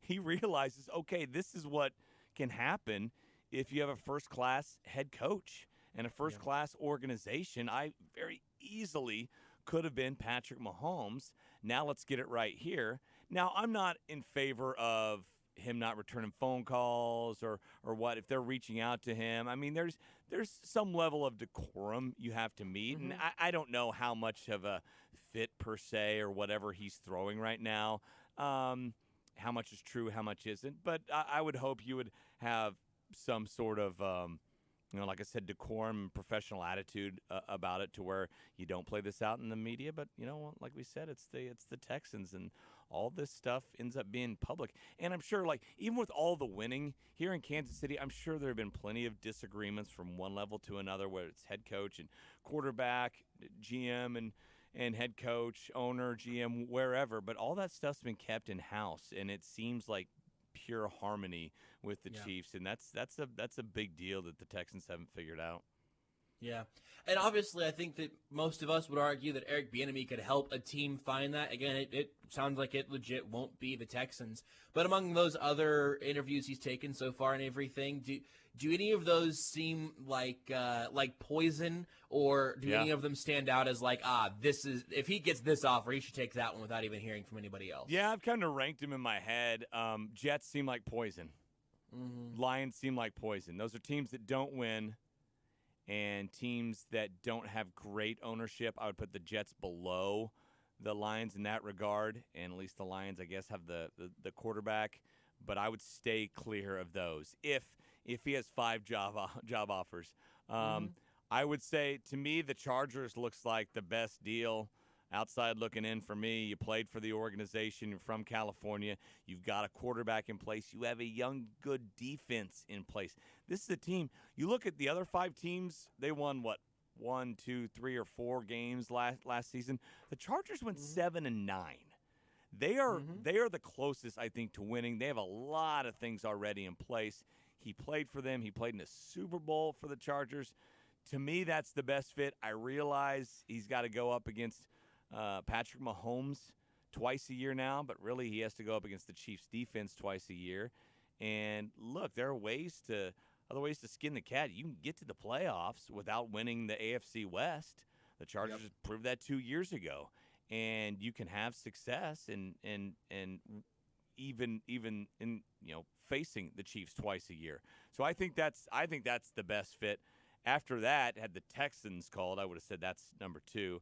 But I think you throw in, am I missing Jags and Falcons? I would go Falcons a little ahead of the Jags. Falcons have good ownership. They got more pieces in place. I think they're ready to win sooner than the Jags. But the Jags do have the number 1 overall pick. They're going to have Trevor Lawrence, and they're going to have 0 expectations. Right? If he comes out and wins 5 games next year, it's going to be a huge improvement. And so he might have a little more job security down there. But I think that's going to be Urban Meyer. And I think I don't know how many of these interviews that he's going to end up being the first choice on for these clubs. Just from what I'm reading and hearing and all that stuff. Now, you don't need to be the first choice to land the job, because there might be 2 teams offering Robert Saleh from the 49ers. And he can only pick one, and then maybe they'll go with Bieniemy. But we'll see. I think this is the year. It seems like he has the most buzz around him than any other year, and rightfully he should. He's 3 years in as offensive coordinator. They're first in the league once again in yards.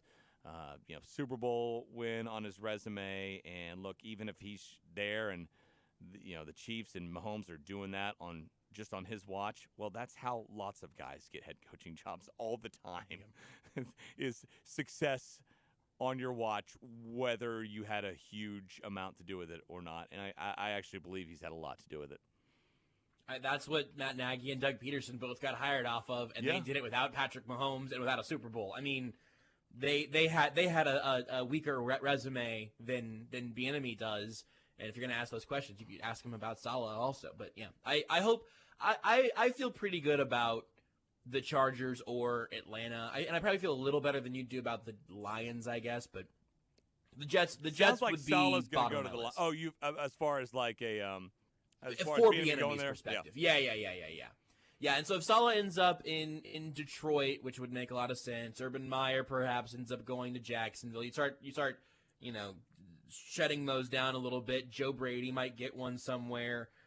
Bieniemy in Atlanta, I would be happy with for him. And the Chargers, you mentioned this on the Chargers point, but because we even talked about this earlier, as the playoffs expand, you could lose to the Chiefs twice, and as long as you're still significantly better than the Broncos and the Raiders, and you win some of your out-of-division games, you're going to be a pretty highly seeded wild card team, even if you can't beat the Chiefs. Like, that's okay. And if maybe you get a lucky break at some point in the playoffs, it's a harder road, I guess, than you would have if you were in Atlanta, but you also have the quarterback. Highly seeded proletariat team, you mean, right? I'm sorry. That's exactly what I meant. Mick Shaffer, 41 Action News. We'll close out the week next. Take the show with you wherever you go. Listen live on the Sports Radio 810 mobile app and 810WHB.com. It's Mr. Truck KC, Tim Grunny Grunhard. Everybody knows I love trucks. Right now I'm helping my friends at Roberts Robinson by personally delivering a vehicle every month to one lucky customer. Buy from Roberts Robinson and you can get me, Grunny, to deliver a vehicle to your house with a surprise gift. There's a reason why customers say, just make it easy. Check out the Shop Click Drive to shop online. It's easy. 1. Select that vehicle. 2. Create your deal. 3. Schedule your delivery. Boom. It's there. The Certified Service Department is open for appointments and offering first responder discounts for firefighters, police, EMTs, 911 dispatchers, and healthcare professionals. Roberts Robinson wants to buy your used car.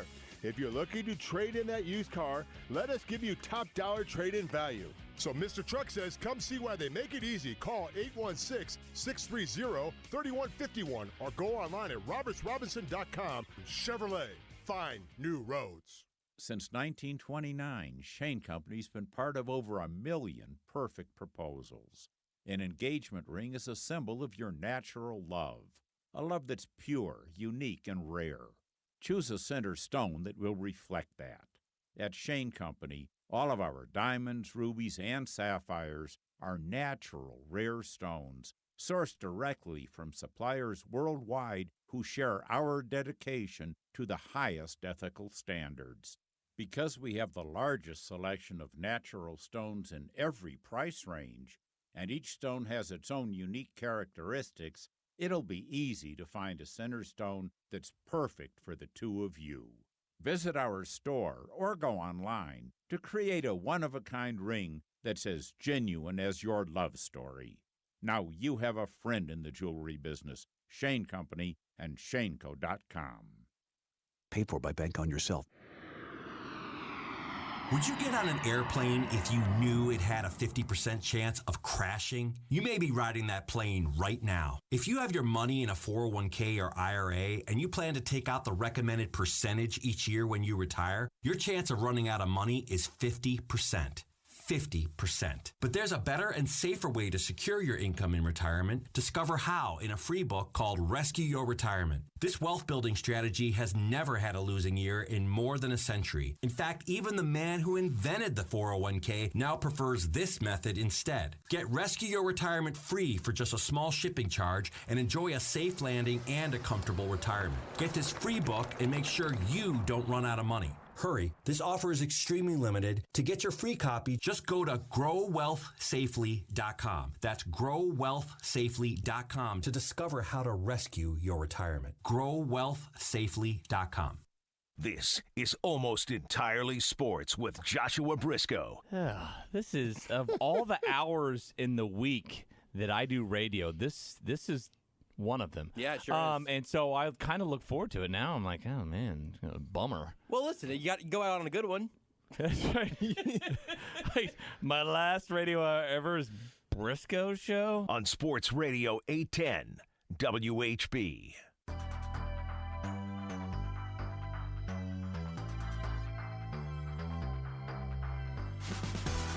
Last segment of the hour, last hour of the week. Mick Shaffer, 41 Action News with us here We've got 3 or 4 minutes here, Mick, to round out the show, which is a radio blink of an eye and a television eternity. Are you ready?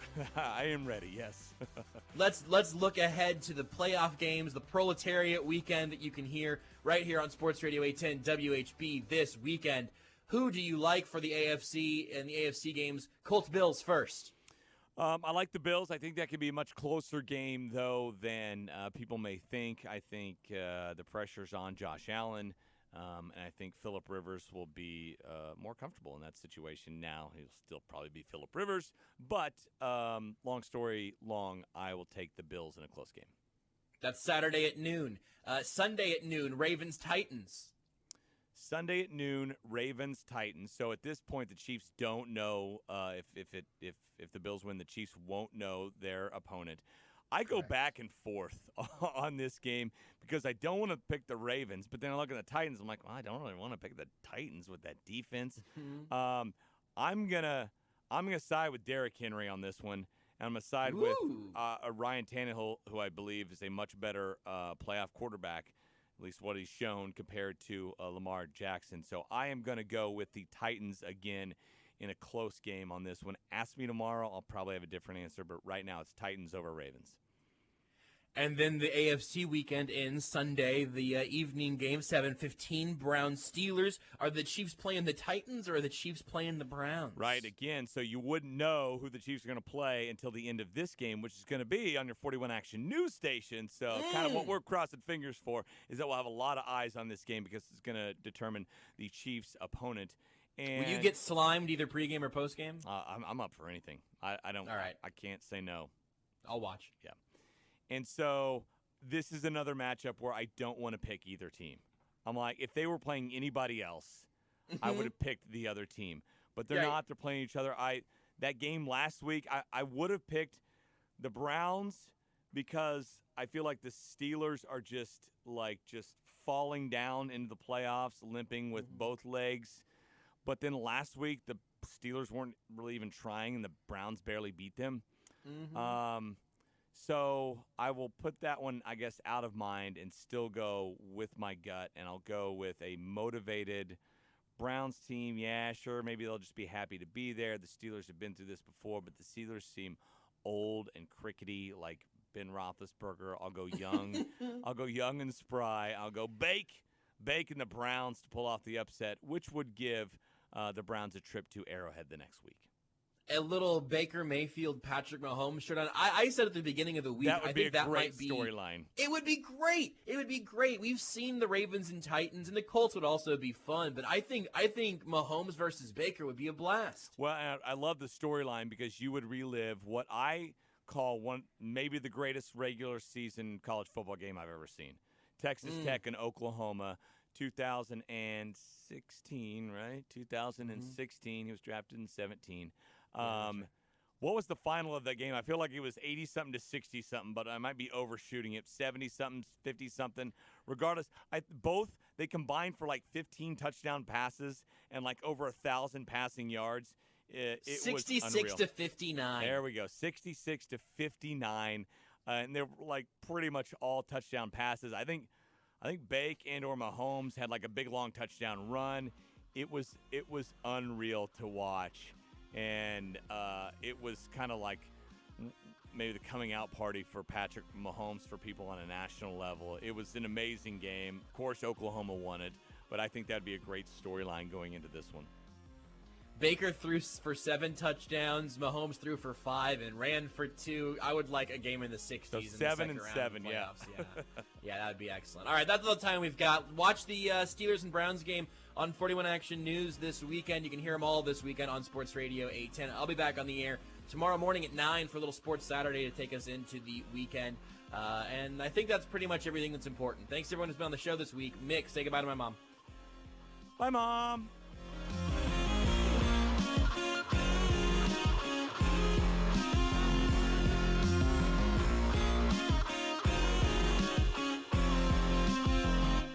You're listening to Almost Entirely Sports with Joshua Brisco on Sports Radio 810